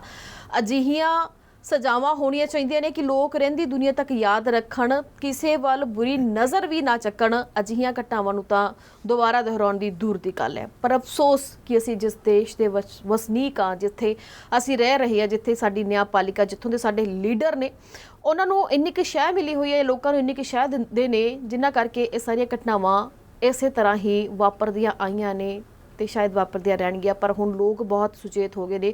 ਹੁਣ ਲੋਕਾਂ ਨੂੰ ਆਪਣੇ ਅਧਿਕਾਰਾਂ ਬਾਰੇ ਪਤਾ ਲੱਗਣਾ ਸ਼ੁਰੂ ਹੋ ਗਿਆ ਕਿ ਸਾਡੇ ਅਧਿਕਾਰ ਕੀ ਨੇ, ਕਿਵੇਂ ਅਸੀਂ ਆਪਣੇ ਆਪ ਨੂੰ ਸੇਫ ਰੱਖਣਾ, ਕਿਵੇਂ ਇਹਨਾਂ ਸਰਕਾਰਾਂ ਨੂੰ ਪਲਟਵਾਂ ਜਵਾਬ ਦੇਣਾ ਤਾਂ ਕਿ ਦੁਬਾਰਾ ਤੋਂ ਉਹ ਸਰਕਾਰ ਵਾਪਸ ਆਵੇ ਹੀ ਨਾ। ਦੋ ਨਹੀਂ ਕਿ ਆਉਣ ਵਾਲੇ ਸਮੇਂ ਦੇ ਦੌਰਾਨ ਅਗਲੇ ਸਾਲ ਇਲੈਕਸ਼ਨ ਨੇ ਜਿਹੜੀਆਂ ਆ ਰਹੀਆਂ ਨੇ, ਸਾਰੇ ਲੋਕਾਂ ਨੂੰ ਇੱਕ ਮੰਚ ਤੇ ਹੋ ਕੇ ਸੋਚਣਾ ਪਵੇਗਾ ਕਿ ਤੁਹਾਡੇ ਬੱਚਿਆਂ ਦਾ ਭਵਿੱਖ ਤੁਹਾਡੇ ਹੱਥ ਦੇ ਵਿੱਚ ਹੈ। ਭਾਵੇਂ ਉਹ ਬੇਰੁਜ਼ਗਾਰੀ ਦਾ ਮਸਲਾ ਹੋਵੇ, ਭਾਵੇਂ ਉਹ ਤੁਹਾਡੀਆਂ ਧੀਆਂ ਭੈਣਾਂ ਦੀ ਇੱਜ਼ਤ ਦਾ ਮਸਲਾ ਹੋਵੇ, ਭਾਵੇਂ ਉਹ ਅੰਨ ਦਾ ਹੋਵੇ, ਭਾਵੇਂ ਉਹ ਸੇਫਟੀ ਨੂੰ ਲੈ ਕੇ ਹੋਵੇ, ਤਾਂ ਮਸਲੇ ਜਿਉਂ ਦੇ ਤਿਉਂ ਬਣੇ ਹੋਏ ਨੇ। ਗੁੰਡਾ ਰਾਜ ਲਗਾਤਾਰ ਵੱਧਦਾ ਜਾ ਰਿਹਾ ਹੈ, ਸੋ ਬੇਹੱਦ ਸੋਚਣ ਦੀ ਜ਼ਰੂਰਤ ਹੈ। ਮਨੀਪੁਰ ਦੀ ਗੱਲ ਕਰ ਰਹੇ ਸੀਗੇ, ਇੱਕ ਆਖਰੀ ਸਵਾਲ ਜੋ ਕਰਨਾ ਬਣਦਾ ਹੈ ਕਿ ਬਹੁਤ ਸਾਰੀਆਂ ਵੀਡੀਓਜ਼ ਨਿਕਲ ਕੇ ਸਾਹਮਣੇ ਆ ਰਹੀਆਂ ਨੇ, ਔਰਤਾਂ ਲਗਾਤਾਰ ਰਾਸ਼ਟਰਪਤੀ ਸਾਹਿਬਾਂ ਨੂੰ ਸਵਾਲ ਕਰਦੀਆਂ ਨਜ਼ਰ ਆ ਰਹੀਆਂ ਨੇ ਕਿ ਕਿਰਪਾ ਕਰਕੇ ਕੁਝ ਤਾਂ ਮੂੰਹੋਂ ਬੋਲੋ, ਕੋਈ ਤਾਂ ਬਿਆਨ ਦਿਓ, ਤੁਸੀਂ ਉਸ ਕਬੀਲੇ ਦੇ ਨਾਲ ਰਿਲੇਟਡ ਹੋ, ਤੁਸੀਂ ਇੰਨੀ ਉੱਚੀ ਪਦਵੀ ਤੇ ਬੈਠੇ ਹੋਏ ਹੋ, ਔਰਤਾਂ ਨੂੰ ਤੁਹਾਡੇ ਤੋਂ ਬਹੁਤ ਸਾਰੀਆਂ ਉਮੀਦਾਂ ਸਨ, ਤੁਸੀਂ ਤਾਂ ਇੱਕ ਬਿਆਨ ਵੀ ਨਹੀਂ ਦਿੱਤਾ, ਤਾਂ ਉਹਨਾਂ ਤੇ ਖਰਾ ਕਿਵੇਂ ਉਤਰੋਗੇ ਸਿੱਧੂ ਸਾਹਿਬ? ਨਵਦੀਪ, ਜਿਸ ਮਾਮਲੇ ਦੀ ਤੁਸੀਂ ਗੱਲ ਕੀਤੀ ਹੈ, ਆਪਾਂ ਰਾਸ਼ਟਰਪਤੀ ਬਾਰੇ ਤਾਂ ਗੱਲ ਕਰਦੇ ਪਰ ਜਿੱਦਾਂ ਤੁਸੀਂ ਕਹਿ ਰਹੇ ਸੀ ਕਿ ਵੀ ਲੋਕਾਂ 'ਚ ਇੰਨਾ ਗੁੱਸਾ ਰੋਹ ਹੈ, ਇਹਦੇ ਬਾਰੇ ਕੋਈ ਦੋ ਰਾਏ ਨਹੀਂ। ਪ੍ਰਧਾਨ ਮੰਤਰੀ ਨੇ ਦੇਰ ਨਾਲ ਦਖਲ ਦਿੱਤਾ, ਇਹਦੇ ਬਾਰੇ ਵੀ ਕੋਈ ਦੋ ਰਾਏ ਨਹੀਂ। ਪਰ ਪ੍ਰਧਾਨ ਮੰਤਰੀ ਦੀ ਜਿਹੜੀ ਵਰਡਿੰਗ ਆਪਾਂ ਸੁਣੀ ਹੈ, ਕਿਹਾ ਉਹਨਾਂ ਨੇ ਵੀ ਇਹੀ ਹੈ ਕਿ ਪੂਰੇ ਮੁਲਕ ਦਾ ਸਿਰ ਸ਼ਰਮ ਨਾਲ ਝੁਕ ਗਿਆ। ਕਹਿੰਦੇ ਮੇਰੇ ਮਨ 'ਚ ਬਹੁਤ ਗੁੱਸਾ ਹੈ ਇਹਨਾਂ ਘਟਨਾਵਾਂ ਦੇ ਖਿਲਾਫ। ਤੇ ਜਿੱਦਾਂ ਤੁਸੀਂ ਕਹਿ ਰਹੇ ਹੋ ਕਿ ਵੀ ਐਡੀ ਵੱਡੀ ਕਾਨੂੰਨੀ ਕਾਰਵਾਈ ਹੈ ਤਾਂ ਮੌਕੇ ਤੇ ਇੰਜ਼ਾਮ ਜਾਂ ਸਜ਼ਾ ਮਿਲਣੀ ਚਾਹੀਦੀ ਹੈ। ਚਲੋ ਨਵਦੀਪ, ਮੈਂ ਕਹਿੰਦਾ ਕਿ ਮੌਕੇ ਵਾਲੀ ਗੱਲ ਤਾਂ ਨਹੀਂ ਹੁੰਦੀ, ਪਰ ਜੇ ਕਾਨੂੰਨ ਦੀ ਵੀ ਆਪਾਂ ਗੱਲ ਕਰਦੇ ਹਾਂ, ਕਾਨੂੰਨ ਮੁਤਾਬਕ ਹੀ ਸਮੇਂ ਸਿਰ ਸਜ਼ਾਵਾਂ ਮਿਲ ਜਾਣਾ ਤਾਂ ਸ਼ਾਇਦ ਜਿਹੜਾ ਹੈ ਇਹੋ ਜਿਹੇ ਕੁਕਰਮੀ ਹੈਗੇ ਆ ਉਹਨਾਂ ਦੇ ਹੌਸਲੇ ਬੁਲੰਦ ਨਾ ਹੋਣ, ਉਹ ਵੀ ਨਹੀਂ ਹੁੰਦੇ। ਜਦੋਂ ਆਪਾਂ ਕੋਈ ਇੱਦਾਂ ਦਾ ਕ੍ਰਾਈਮ ਵਾਪਰਦਾ, ਮੰਦਭਾਗੀਆਂ ਘਟਨਾਵਾਂ ਵਾਪਰਦੀਆਂ, ਆਪਾਂ ਜਾਣਦੇ ਹਾਂ ਕਿੰਨੇ ਮਾਮਲੇ ਹੈ। ਹੁਣ ਆਪਾਂ ਚਲੋ ਗੱਲ ਲੰਬੀ ਉਸ ਪਾਸੇ ਵੱਲ ਨੂੰ ਹੋ ਜਾਂਦੀ ਹੈ। ਹੁਣ ਆਪਾਂ ਮਹਿਲਾ ਫੈਡਰੇਸ਼ਨ ਨਾਲ ਜਿਹੜੀਆਂ ਕੁੜੀਆਂ ਜਿਨ੍ਹਾਂ ਨੇ ਸੋਨ ਤਗਮੇ ਜਿੱਤੇ, ਕੀ ਇਸ਼ੂ ਕੀ ਸੀ? ਇਹੀ ਇਸ਼ੂ ਸੀ ਨਾ ਕਿ ਜਿਨਸੀ ਸ਼ੋਸ਼ਣ ਦੇ ਮਾਮਲੇ 'ਚ ਉਹ ਕਹਿੰਦੇ ਸੀ ਜਿਹੜਾ ਕੁਸ਼ਤੀ ਫੈਡਰੇਸ਼ਨ ਦਾ ਪ੍ਰਧਾਨ ਹੈ, ਚੇਅਰਮੈਨ ਹੈਗਾ, ਉਹਨੇ ਸਾਡੇ ਨਾਲ ਜ਼ਾਤੀ ਕੀਤੀ ਹੈ, ਜਿਹੜੀਆਂ ਹੈਗੀਆਂ ਸਾਡੇ ਨਾਲ ਜਿਹੜੀ ਇੱਦਾਂ ਦੀਆਂ ਕੋਸ਼ਿਸ਼ਾਂ ਕੀਤੀਆਂ ਜਿਹਦੇ ਨਾਲ ਸਾਡੀ ਜਿਹੜੀ ਇੱਜ਼ਤ ਆ ਉਹਦੇ 'ਤੇ ਦਾਗ ਲੱਗਦਾ, ਧੱਬਾ ਲੱਗਦਾ, ਅਤੇ ਇਹਦੇ ਖਿਲਾਫ ਜਿਹੜੀ ਹੈਗੀ ਆ ਕਾਰਵਾਈ ਹੋਣੀ ਚਾਹੀਦੀ ਹੈ। ਕਿੰਨੇ ਮਹੀਨੇ ਨਿਕਲ ਗਏ, ਉਹਨਾਂ ਨੇ ਉੱਥੇ ਬੈਠ ਕੇ ਦੇਖੋ ਜਿਹੜੇ ਹੁਣ ਮਹਿਲਾ ਫੈਡਰੇਸ਼ਨ ਵਾਲੇ ਜਿਹੜੇ ਕੁਸ਼ਤੀ ਪਹਿਲਵਾਨ ਲੜਕੀਆਂ ਹੋਣ ਚਾਹੇ ਲੜਕੇ ਹੋਣ, ਹੁਣ ਉਹਨਾਂ ਦਾ ਇੱਕ ਸੀਮਿਤ ਜਿਹਾ ਦਾਇਰਾ ਹੁੰਦਾ ਨਾ। ਉਹ ਕਿ ਕਿਸਾਨਾਂ ਵਾਂਗੂ ਤਾਂ ਹੈ ਨਹੀਂ ਸੀ ਕਿ ਹਜ਼ਾਰਾਂ ਇਕੱਠੇ ਹੋ ਕੇ ਆਪਣੇ ਦਵਾ ਉਹ ਵਿਚਾਰੇ ਲੜਦੇ ਰਹੇ, ਰੌਲਾ ਰੱਪਾ ਪਾਉਂਦੇ ਰਹੇ ਇਸ ਮਾਮਲੇ ਦੇ ਉੱਤੇ। ਖੈਰ ਮੀਡੀਆ ਨੇ ਜਾਂ ਦੇਸ਼ ਦੇ ਲੋਕਾਂ ਨੇ ਸਾਥ ਤਾਂ ਦਿੱਤਾ, ਪਰ ਜਿੰਨਾ ਕੁ ਉਹ ਕਰ ਸਕੇ ਉਹਦੇ ਨਾਲ ਇਹ ਹੈ ਕਿ ਵੱਧ ਤੋਂ ਵੱਧ ਬ੍ਰਿਜ ਭੂਸ਼ਣ ਦੇ ਖਿਲਾਫ, ਇਹ ਜਿਹੜਾ ਪ੍ਰਧਾਨ ਆ ਉਹਦੇ ਖਿਲਾਫ ਇੱਕ FIR ਦਰਜ ਹੋ ਗਈ। ਉਦੋਂ ਬਾਅਦ 'ਚੋਂ ਮਾਮਲਾ ਕੋਰਟ ਚਲੇ ਗਿਆ, ਅਦਾਲਤ ਨੇ, ਹੁਣ ਆਪਾਂ ਅਦਾਲਤਾਂ ਹੈਗੀਆਂ, ਪੱਕੇ ਤੌਰ 'ਤੇ ਜ਼ਮਾਨਤ ਦੇ ਦਿੱਤੀ, ਨਿਬੜ ਗਈ ਨਾ ਗੱਲ। ਹੁਣ ਅੱਗੇ ਹੁੰਦਾ ਰਹੇਗਾ ਜੋ ਕਾਰਵਾਈ, ਉਹੀ ਤੁਸੀਂ ਦੇਖਿਓ। ਫੈਸਲਾ ਤਾਂ ਚਲੋ ਪਾਰਟੀਆਂ ਨੇ, ਸਿਸਟਮ ਨੇ ਕਰਨਾ, ਉਹ ਬੰਦਾ ਪਾਰਲੀਮੈਂਟ ਦੀ ਇਲੈਕਸ਼ਨ ਵੀ ਲੜੇਗਾ, ਕੀ ਹੋਏਗਾ ਕੀ ਨਹੀਂ ਹੋਏਗਾ। ਇਸ ਤੋਂ ਪਹਿਲਾਂ ਆਪਾਂ ਡੇਰਾ ਮੁਖੀ ਦੀ ਗੱਲ ਕਰਕੇ ਹਟੇ ਹਾਂ।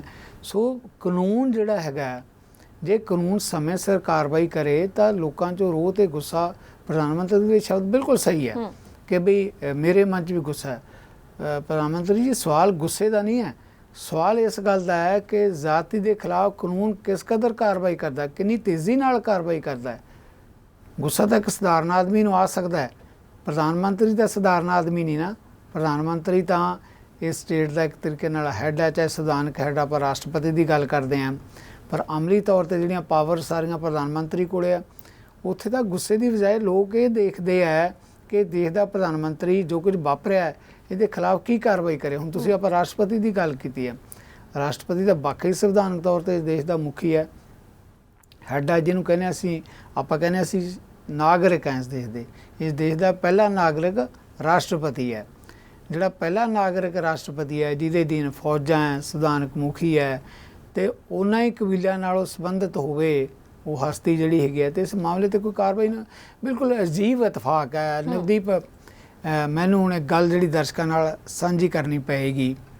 ਦੇਖੋ, ਜੋ ਨਵਦੀਪ ਨੇ ਸਵਾਲ ਪੁੱਛਿਆ, ਕਈ ਵਾਰੀ ਸਵਾਲ ਨਾ ਕਰਦਿਆਂ ਕਰਦਿਆਂ ਬੜੇ ਵੱਡੇ ਸਵਾਲ, ਬੜੇ ਅਹਿਮ ਸਵਾਲ ਹੋ ਜਾਂਦੇ ਹੈ, ਜਿਹਦੇ 'ਚ ਸਾਡੇ ਮੁਲਕ ਦੀ ਮਾਨਸਿਕਤਾ, ਸਾਡੇ ਪੋਲੀਟੀਕਲ ਸਿਸਟਮ ਦਾ ਕਿਸ ਕਦਰ ਹੀਜ ਪਿਆਜ ਉਗੜਦਾ ਉਹ ਵੀ ਸਾਹਮਣੇ ਆ ਜਾਂਦਾ। ਹੁਣ ਗੱਲ ਆਪਾਂ ਰਾਸ਼ਟਰਪਤੀ ਦੀ ਕਰ ਰਹੇ ਹਾਂ, ਰਾਸ਼ਟਰਪਤੀ ਦਾ ਅਸੀਂ ਸਤਿਕਾਰ ਕਰਦੇ ਹਾਂ, ਉਹਨਾਂ ਦੇ ਖਿਲਾਫ ਕੋਈ ਇੱਦਾਂ ਦੇ ਲਫ਼ਜ਼ ਵਰਤਣ ਨਹੀਂ। ਸਵਾਲ ਸਿਸਟਮ ਦਾ ਹੈ। ਜਦੋਂ ਸਿੱਖ ਭਾਈਚਾਰੇ ਦੇ ਉੱਤੇ 84 ਦਾ ਕਤਲੇਆਮ ਹੋਇਆ, ਇਹਨਾਂ ਦੇ ਗਲਾਂ 'ਚ ਜਿਹੜੇ ਹੈਗੇ ਆ ਬਲਦੇ ਜਿਹੜੇ ਹੈਗੇ ਆ ਟਾਇਰ ਪਾ ਕੇ ਸਾੜਿਆ ਗਿਆ, ਸਿੱਖ ਭਾਈਚਾਰੇ ਦੀਆਂ ਧੀਆਂ ਦੀ ਭੈਣਾਂ ਦੀ ਬੇਪਤੀ ਕੀਤੀ ਗਈ, ਘਰ ਲੁੱਟੇ ਗਏ। ਰਾਸ਼ਟਰਪਤੀ ਕੌਣ ਸੀ? ਨਵਦੀਪ ਨੇ ਜੋ ਸਵਾਲ ਕੀਤਾ, ਰਾਸ਼ਟਰਪਤੀ ਕੌਣ ਸੀ? ਉਸ ਵੇਲੇ ਇਸ ਮੁਲਕ ਦਾ ਰਾਸ਼ਟਰਪਤੀ ਇੱਕ ਸਿੱਖ ਰਾਸ਼ਟਰਪਤੀ ਸੀ। ਉਸੇ ਰਾਸ਼ਟਰਪਤੀ ਦੇ ਭਾਈਚਾਰੇ ਦੇ ਲੋਕ ਉਸੇ ਦੇਸ਼ ਦੀ ਰਾਜਧਾਨੀ 'ਚ ਸੜਕਾਂ 'ਤੇ ਪੈਟਰੋਲ ਸਿੜਕ ਕੇ, ਮਿੱਟੀ ਦਾ ਤੇਲ ਸਿੜਕ ਕੇ ਜਿੰਦਾ ਜਲਾਏ ਜਾ ਰਹੇ ਸੀ, ਅੱਗਾਂ ਲੱਗ ਰਹੀਆਂ ਸੀ, ਬੇਪਤੀਆਂ ਹੋ ਰਹੀਆਂ ਸੀ।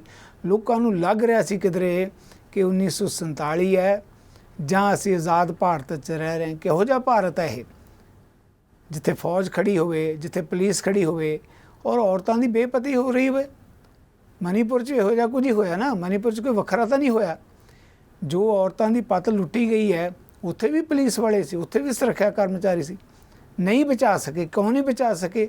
ਇਹ ਵੱਡਾ ਸਵਾਲ। ਹੁਣ ਰਾਸ਼ਟਰਪਤੀ ਦੀ ਗੱਲ ਕੀਤੀ ਹੈ ਨਵਦੀਪ ਨੇ, ਜਿੱਦਾਂ ਮੈਂ ਕਿਹਾ ਕਿ ਸਿੱਖ ਭਾਈਚਾਰਾ ਤਾਂ ਭੁਗਤ ਭੋਗੀ ਹੈ ਕਿ ਉਸ ਦੇ ਆਪਣੇ ਭਾਈਚਾਰੇ ਦਾ ਰਾਸ਼ਟਰਪਤੀ ਕਿਸ ਕਦਰ ਤਬਾਹ ਹੋਇਆ ਸਿੱਖ ਭਾਈਚਾਰਾ 84 ਦੇ ਕਤਲੇਆਮ 'ਚ। ਬਿਲਕੁਲ ਇਸੇ ਤਰੀਕੇ ਨਾਲ ਅਸੀਂ ਕਹਿੰਦੇ ਹਾਂ ਕਿ ਸਾਡੇ ਮੁਲਕ ਦੇ ਜਿਹੜੇ ਰਾਸ਼ਟਰਪਤੀ ਆ ਬਹੁਤ ਮਜ਼ਬੂਤ ਹੈ, ਫੌਜਾਂ ਦੇ ਮੁਖੀ ਹੈ, ਪਰ ਜਦੋਂ ਇਹੋ ਜਿਹਾ ਵੇਲਾ ਆਉਂਦਾ ਹੈ ਉਸ ਵੇਲੇ 'ਤੇ ਉਸ ਦੇ ਭਾਈਚਾਰੇ ਦੇ ਲੋਕ, ਉਸ ਮੁਲਕ ਦੇ ਲੋਕ ਇਹ ਤਵੱਕੋਂ ਵੀ ਕਰਦੇ ਹੈ ਕਿ ਰਾਸ਼ਟਰਪਤੀ ਜੀ ਤੁਹਾਨੂੰ ਇਸ ਜ਼ਾਤੀ ਦੇ ਖਿਲਾਫ ਅੱਗੇ ਆਉਣਾ ਚਾਹੀਦਾ ਹੈ। ਖਾਸ ਤੌਰ 'ਤੇ ਜਿਹੜੇ ਬਘਿਆੜ ਹੈ, ਦਰਿੰਦੇ ਹੈ, ਉਹਨਾਂ ਨੂੰ ਨੱਥ ਪਾਉਣ ਲਈ ਕਾਰਵਾਈ ਹੋਣੀ ਚਾਹੀਦੀ ਹੈ। ਰਾਸ਼ਟਰਪਤੀ ਇਹ ਦੇਸ਼ ਦਾ ਮੁਖੀ ਹੈ, ਸੰਵਿਧਾਨਕ ਮੁਖੀ ਹੈ, ਫੌਜਾਂ ਦਾ ਮੁਖੀ ਹੈ, ਤੇ ਅਸੀਂ ਤਵੱਕੋਂ ਕਿਉਂ ਨਹੀਂ ਕਰ ਸਕਦੇ ਇਸ ਦੇਸ਼ ਨੂੰ ਬਚਾਉਣ ਦੇ ਲਈ? ਨਵਦੀਪ ਜੀ ਬਿਲਕੁਲ।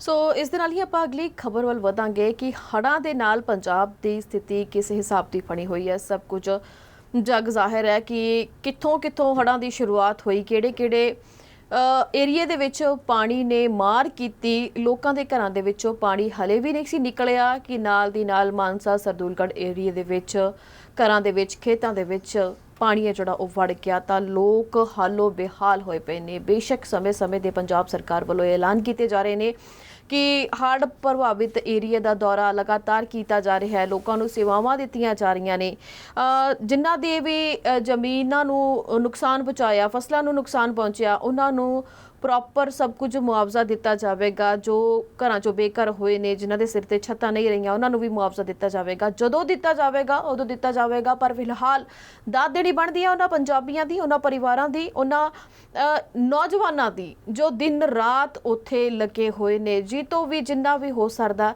ਲੋਕਾਂ ਦੀ ਹੈਲਪ ਕਰ ਰਹੇ ਨੇ।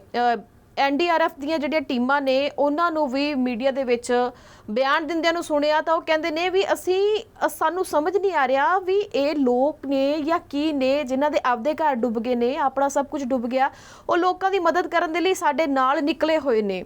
ਤਾਂ ਬਹੁਤ ਸਾਰੀਆਂ ਐਸੀਆਂ ਤਸਵੀਰਾਂ ਵੀ ਵਾਇਰਲ ਹੋ ਰਹੀਆਂ ਨੇ ਸਿੱਧੂ ਸਾਹਿਬ ਕਿ ਕਿਸੇ ਕਿਸੇ ਏਰੀਏ ਦੇ ਵਿੱਚ ਜਦੋਂ ਲੋਕ ਰਾਸ਼ਨ ਲੈ ਕੇ ਪਹੁੰਚਦੇ ਨੇ ਤਾਂ ਉਸੇ ਪਿੰਡ ਦੀਆਂ ਬੀਬੀਆਂ ਕਹਿੰਦੀਆਂ ਨੇ ਵੀ ਭਾਈ ਰਾਸ਼ਨ ਕਿੰਨਾਂ ਲਈ ਦੇ ਕੇ ਜਾ ਰਹੇ ਹੋ, ਅਸੀਂ ਤਾਂ ਆਪ ਗੁਰਦੁਆਰਿਆਂ 'ਚ ਬੈਠ ਕੇ ਰਾਸ਼ਨ ਰੋਟੀ ਪਾਣੀ ਬਣਾ ਰਹੇ ਹਾਂ। ਸਾਡੇ ਨੌਜਵਾਨ ਤਾਂ ਆਪ ਹੜ੍ਹ ਵਾਲੇ ਖੇਤਰਾਂ ਦੇ ਵਿੱਚ ਹੋਰ ਪਿੰਡਾਂ ਦੇ ਵਿੱਚ ਗਏ ਹੋਏ ਨੇ। ਸੋ ਵਾਕਿਆ ਹੀ ਪੰਜਾਬੀਆਂ ਦੀ ਦਾਦ ਦੇਣੀ ਬਣਦੀ ਹੈ। ਬੇਸ਼ੱਕ ਸਮੇਂ ਦੀਆਂ ਸਰਕਾਰਾਂ ਨੇ ਪੰਜਾਬ ਦੇ ਨਾਲ ਹਮੇਸ਼ਾ ਮਤਰੇਈ ਮਾਂ ਵਰਗਾ ਸਲੂਕ ਕੀਤਾ, ਕਦੇ ਵੀ ਉਹਨਾਂ ਦੀ ਨਹੀਂ ਸੁਣੀ, ਹਮੇਸ਼ਾ ਉਹਨਾਂ ਦੇ ਸਿਰ ਤੇ ਮੁਸੀਬਤ ਹੀ ਸੁੱਟੀ ਹੈ। ਹਰੇਕ ਮੁਸੀਬਤ ਦੇ ਵਿੱਚੋਂ ਉਹ ਨਿਕਲਦੇ ਹੋਏ ਨਜ਼ਰ ਆ ਰਹੇ ਨੇ। ਕਿਵੇਂ ਟਰੈਕਟਰਾਂ ਦੇ ਨਾਲ 4-5 ਦਿਨਾਂ ਦੇ ਦੌਰਾਨ ਹੀ ਉਹ ਬੰਨ੍ਹ ਬਣਾ ਦਿੰਦੇ ਨੇ।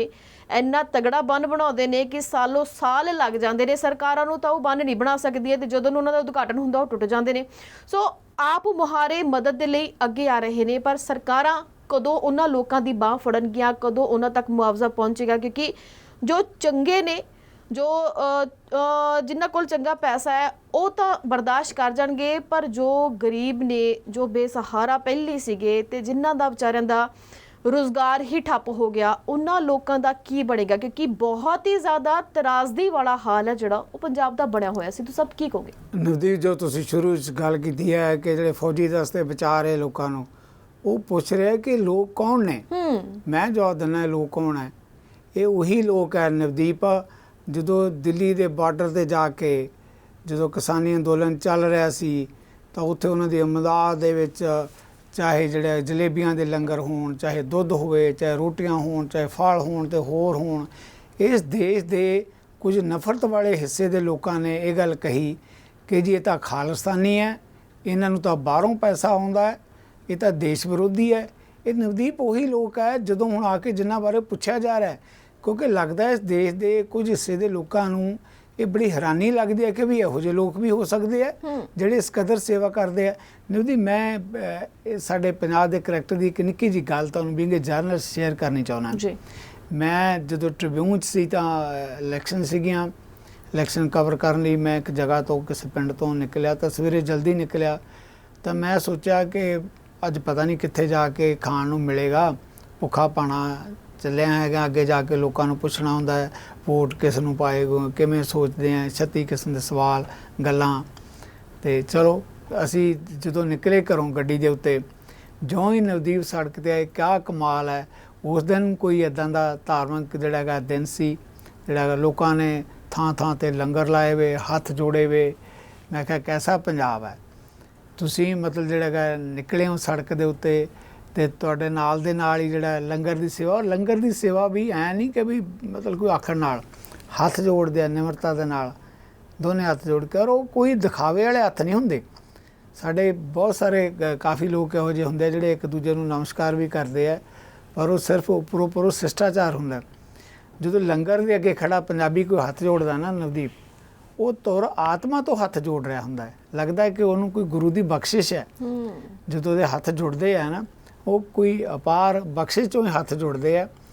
ਇੱਕ ਪਾਸੇ ਲੰਗਰ ਦੇ ਰਿਹਾ ਤੇ ਨਾਲ ਕਹਿ ਰਿਹਾ ਜੀ ਹੁਣ ਜਾਇਓ ਨਾ, ਲੰਗਰ ਛਕ ਕੇ ਜਾਇਓ। ਤੇ ਮੈਂ ਜਦੋਂ ਉਸ ਸੜਕ 'ਤੇ ਨਿਕਲਿਆ, ਮੈਂ ਕਿੰਨੀ ਵਾਹ ਪੰਜਾਬ ਦੀ, ਉਸ ਗੁਰੂ ਸਾਹਿਬਾਨ ਦੀ ਜਿਸ ਨੇ ਸਾਨੂੰ ਇਹ ਵਿਰਸਾ ਦਿੱਤਾ, ਉਸ ਵਿਰਸੇ ਦੀ ਗੱਲ ਕਰ ਰਹੇ ਹੋ ਨਵਦੀਪ ਤੁਸੀਂ।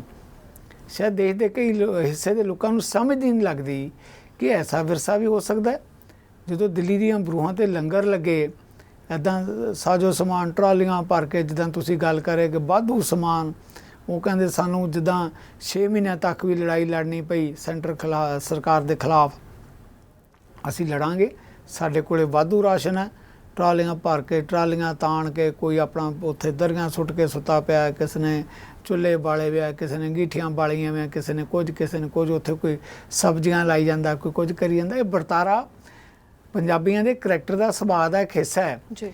ਉਸੇ ਵਰਤਾਰੇ ਦਾ ਹੀ ਨਵਦੀਪ ਤੁਸੀਂ ਜ਼ਿਕਰ ਕਰ ਰਹੇ ਹੋ। ਜੋ ਮੁਸੀਬਤ ਹੈ, ਮੁਸੀਬਤ ਆਪਣੀ ਜਗ੍ਹਾ 'ਤੇ ਹੈ। ਕੁਝ ਕੁਦਰਤ ਵੱਲੋਂ ਆਈ, ਕੁਝ ਸਰਕਾਰਾਂ ਵੱਲੋਂ ਆਈ ਜਿਹੜੀ ਹੈਗੀ ਹੈ। ਜਿੱਦਾਂ ਆਪਾਂ ਗੱਲ ਕਰ ਰਹੇ ਹਾਂ ਕਿਸਾਨ ਅੰਦੋਲਨ ਦੀ, ਉਹ ਤਾਂ ਕੇਂਦਰ ਸਰਕਾਰ ਦੀ ਦਿੱਤੀ ਵੀ ਮੁਸੀਬਤ ਸੀ। ਹੁਣ ਜਦੋਂ ਆਪਾਂ ਹੜ੍ਹਾਂ ਦੀ ਗੱਲ ਕਰਦੇ ਹਾਂ, ਦੇਖੋ ਹੜ੍ਹ, ਵਧੇਰੇ ਬਾਰਿਸ਼ਾਂ ਪੈਣੀਆਂ, ਹੜ੍ਹ ਆਉਣਾ, ਇਹ ਕੁਦਰਤੀ ਵਰਤਾਰਾ। ਕਿਸੇ ਵੇਲੇ ਵੀ ਕਿਸੇ ਸੀਜ਼ਨ 'ਚ ਵੀ ਵੱਧ ਬਾਰਿਸ਼ਾਂ ਹੋ ਸਕਦੀਆਂ ਜਦੋਂ ਆਪਾਂ ਮੌਨਸੂਨ ਸੈਸ਼ਨ ਦੀ ਗੱਲ ਕਰਦੇ ਹਾਂ, ਸੀਜ਼ਨ ਦੀ ਗੱਲ ਕਰਦੇ ਹਾਂ ਤਾਂ। ਪਰ ਉਹਦਾ ਦੂਜਾ ਇੱਕ ਪਹਿਲੂ ਵੀ ਹੈ। ਦੋ ਪਹਿਲੂਆਂ ਦਾ ਨਵਦੀਪ ਤੁਸੀਂ ਜ਼ਿਕਰ ਕੀਤਾ। ਇੱਕ ਪਹਿਲੂ ਹੈ ਜਦੋਂ ਵਿਪਤਾ ਹੁੰਦੀ ਹੈ ਤਾਂ ਪੰਜਾਬੀ ਕਿਸ ਕਦਰ, ਕਿਸ ਹੌਸਲੇ ਨਾਲ ਉਸ ਵਿਪਤਾ ਨੂੰ ਝੇਲਦੇ ਆ। ਇਸੇ ਕਰਕੇ ਕਈ ਸਾਡੇ ਵੱਡੇ ਵੱਡੇ ਕਵੀ ਪੂਰਨ ਸਿੰਘ ਹੋਰਾਂ ਨੇ ਕਿਹਾ ਕਿ ਜਿਹੜੇ ਪੰਜਾਬੀ ਆ ਨਾ, ਇਹ ਬਿਲਕੁਲ ਜਦੋਂ ਐਂ ਜਿਵੇਂ ਧਰਤੀ ਤੇ ਵੀ ਵਿਛ ਜਾਂਦੇ ਆ, ਜੀ ਮੁਸੀਬਤ ਆ ਜਾਂਦੀ, ਫਿਰ ਉੱਠਦੇ ਆ, ਬਾਰ-ਬਾਰ ਉੱਠਦੇ ਆ। ਇਸੇ ਕਰਕੇ ਜਿਹੜਾ ਹੈਗਾ ਪੰਜਾਬੀਆਂ ਤੇ ਮਾਰਾਂ ਵੀ ਬੜੀਆਂ ਪਈਆਂ, ਘੱਲੂਘਾਰੇ ਵੀ ਬੜੇ ਹੋਏ। ਜੇ ਪੰਜਾਬੀ ਜਿਉਂਦੇ ਜਾਗਦੇ ਤਾਂ ਇਸੇ ਕਰਕੇ। ਇੱਕ ਤਾਂ ਵੱਡੀ ਗੱਲ ਇਹੀ ਹੈ ਕਿ ਦੇਖੋ ਹੜ੍ਹਾਂ ਦੀ ਤਬਾਹੀ, ਹਜ਼ਾਰਾਂ ਜਿਹੜੇ ਏਕੜ ਫਸਲ ਤਬਾਹ ਹੋ ਗਈ। ਕਿਸਾਨ ਕੀ ਕਰ ਰਿਹਾ? ਪਨੀਰੀਆਂ ਬੀਜ ਰਿਹਾ। ਕਿਤੇ ਜਿੱਥੇ 10 ਏਕੜ 5 ਏਕੜ 2 ਏਕੜ ਜਿੱਥੇ ਵੀ ਜਗ੍ਹਾ ਮਿਲੀ, ਉਹ ਕਹਿੰਦੇ ਸੀ ਮੁਫਤ ਦੀ ਪਨੀਰੀ ਦਿਆਂਗੇ। ਇਸੇ ਤਰੀਕੇ ਨਾਲ ਪਿੰਡਾਂ ਦੇ ਪਿੰਡ ਲੋਕ ਇਕੱਠੇ ਹੋ ਕੇ ਟਰਾਲੀਆਂ ਭਰ ਕੇ, ਜਿੱਦਾਂ ਤੁਸੀਂ ਗੱਲ ਕੀਤੀ ਹੈ, ਲੰਗਰ ਲੈ ਕੇ ਜਾ ਰਹੇ ਆ, ਸੇਵਾ ਕਰ ਰਹੇ ਆ ਕਿ ਤੁਸੀਂ ਲੰਗਰ ਦੀ ਜ਼ਰੂਰਤ ਹੈ, ਡੰਗਰਾਂ ਨੂੰ ਹਰੇ ਚਾਰੇ ਦੀ ਜ਼ਰੂਰਤ ਹੈ, ਪੱਠੇ ਦੀ ਜ਼ਰੂਰਤ ਹੈ, ਅਸੀਂ ਹਾਜ਼ਰ ਹਾਂ। ਇੱਕ ਤਾਂ ਇਹ ਹਿੱਸਾ ਲੋਕਾਂ ਦਾ, ਦੂਜਾ ਹਿੱਸਾ ਨਵਦੀਪ ਉਸ 'ਤੇ ਵੀ ਗੱਲ ਕਰਨੀ ਬਣਦੀ ਹੈ, ਉਹ ਸਰਕਾਰ ਦਾ ਹਿੱਸਾ। ਦੇਖੋ ਨਦੀਆਂ ਨਾਲੇ ਦਰਿਆ ਕਿਸ ਕਦਰ ਇਹ ਪ੍ਰਦੂਸ਼ਿਤ ਹੋ ਗਿਆ ਹੈ, ਕਿਸ ਕਦਰ ਜਿਹੜਾ ਹੈਗਾ ਕਾਹੀਂ ਨਾਲ, ਅੱਕਾਂ ਬੂਟਾਂ ਨਾਲ, ਦਰਖਤਾਂ ਨਾਲ ਭਰ ਗਿਆ। ਉਹਨਾਂ ਦੀ ਜੇ ਸਮੇਂ ਸਿਰ ਸਫਾਈ ਹੁੰਦੀ, ਦੇਖੋ ਬਾਰਿਸ਼ਾਂ ਤਾਂ ਹੋਣੀਆਂ ਸੀ ਹੋਈਆਂ, ਪਰ ਜੇ ਉਹ ਨਦੀਆਂ ਨਾਲੇ ਸਾਫ਼ ਕੀਤੇ ਹੁੰਦੇ, ਡਰੇਨੇਜ ਸਿਸਟਮ ਸਹੀ ਹੁੰਦਾ, ਤਾਂ ਸ਼ਾਇਦ ਇਸ ਕਦਰ ਤਬਾਹੀ ਨਾ ਹੁੰਦੀ। ਹੁਣ ਇੱਕ ਮੈਂ ਰਿਪੋਰਟ ਦੇਖ ਰਿਹਾ ਸੀ ਕਿ ਇਸ ਦੇਸ਼ ਦੇ ਜਿਹੜੇ ਵੱਡੇ ਦਰਿਆ ਹੈ, ਗੁਜਰਾਤ ਦਾ ਦਰਿਆ ਹੈ, ਯੂਪੀ ਦੇ ਦਰਿਆ, ਜਿਹੜੇ 2-3 ਵੱਡੇ ਦਰਿਆ ਹੈ, ਕਰੋੜਾਂ ਰੁਪਏ ਨਵਦੀਪ ਜਿਹੜਾ ਹੈਗਾ ਉਹਨਾਂ ਦੀ ਸਾਫ਼ ਸਫਾਈ ਦੇ ਲਈ ਜਿਹੜਾ ਹੈਗਾ ਲਗਾਏ ਜਾ ਚੁੱਕਿਆ ਹੁਣ ਤੱਕ, ਕਰੋੜਾਂ।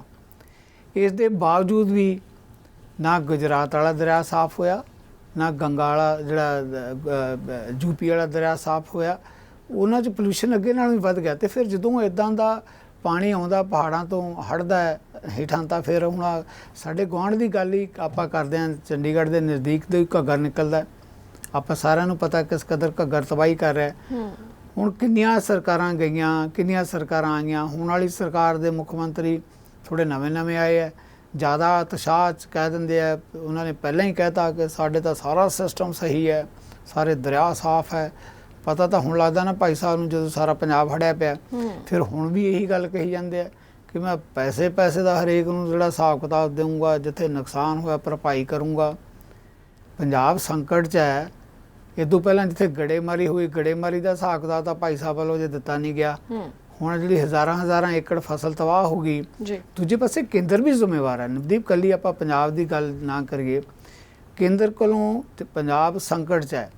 ਕੱਲਾ ਪੰਜਾਬ ਨਹੀਂ, ਸੰਕਟ ਜੋ ਸਿਸਟਮ ਬਣਾਤਾ ਕੇਂਦਰ ਨੇ, ਸਾਰੇ ਸੂਬੇ ਮਿਊਨਿਸਪਲ ਕਮੇਟੀਆਂ ਬਣਾ ਕੇ ਰੱਖਤੇ। ਪੈਸਾ ਤਾਂ ਸਾਰਾ GST ਤੇ ਦੂਜੇ ਸਿਸਟਮ ਨਾਲ ਕੇਂਦਰ ਲੈ ਜਾਂਦਾ ਹੈ।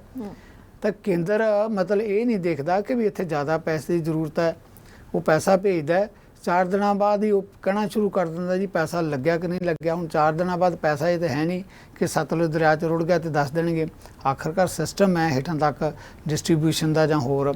ਸੋ ਇਸ ਕਰਕੇ ਕੇਂਦਰ ਤੇ ਪੰਜਾਬ ਸਰਕਾਰਾਂ ਵੀ ਇਸ ਨਲਾਇਕੀ ਦੇ ਲਈ ਜ਼ਿੰਮੇਵਾਰ ਹੈ, ਜਿਸ ਤਬਾਹੀ ਦਾ ਤੁਸੀਂ ਜ਼ਿਕਰ ਕੀਤਾ ਹੈ। ਜੀ ਬਿਲਕੁਲ। ਤਾਂ ਸਮਾਂ ਸਾਡੇ ਕੋਲ ਸਿਰਫ ਤੇ ਸਿਰਫ 2.5 ਮਿੰਟ ਦਾ ਬਚਿਆ। ਤਾਂ ਸਰਕਾਰਾਂ ਜ਼ਿੰਮੇਵਾਰ ਨੇ ਜੋ ਤਬਾਹੀ ਹੋ ਰਹੀ ਹੈ, ਤਬਾਹੀ ਹੜ੍ਹਾਂ ਦੇ ਨਾਲ, ਤਬਾਹੀ ਬੇਰੁਜ਼ਗਾਰੀ ਦੇ ਨਾਲ, ਤਬਾਹੀ ਨਸ਼ਿਆਂ ਦੇ ਨਾਲ।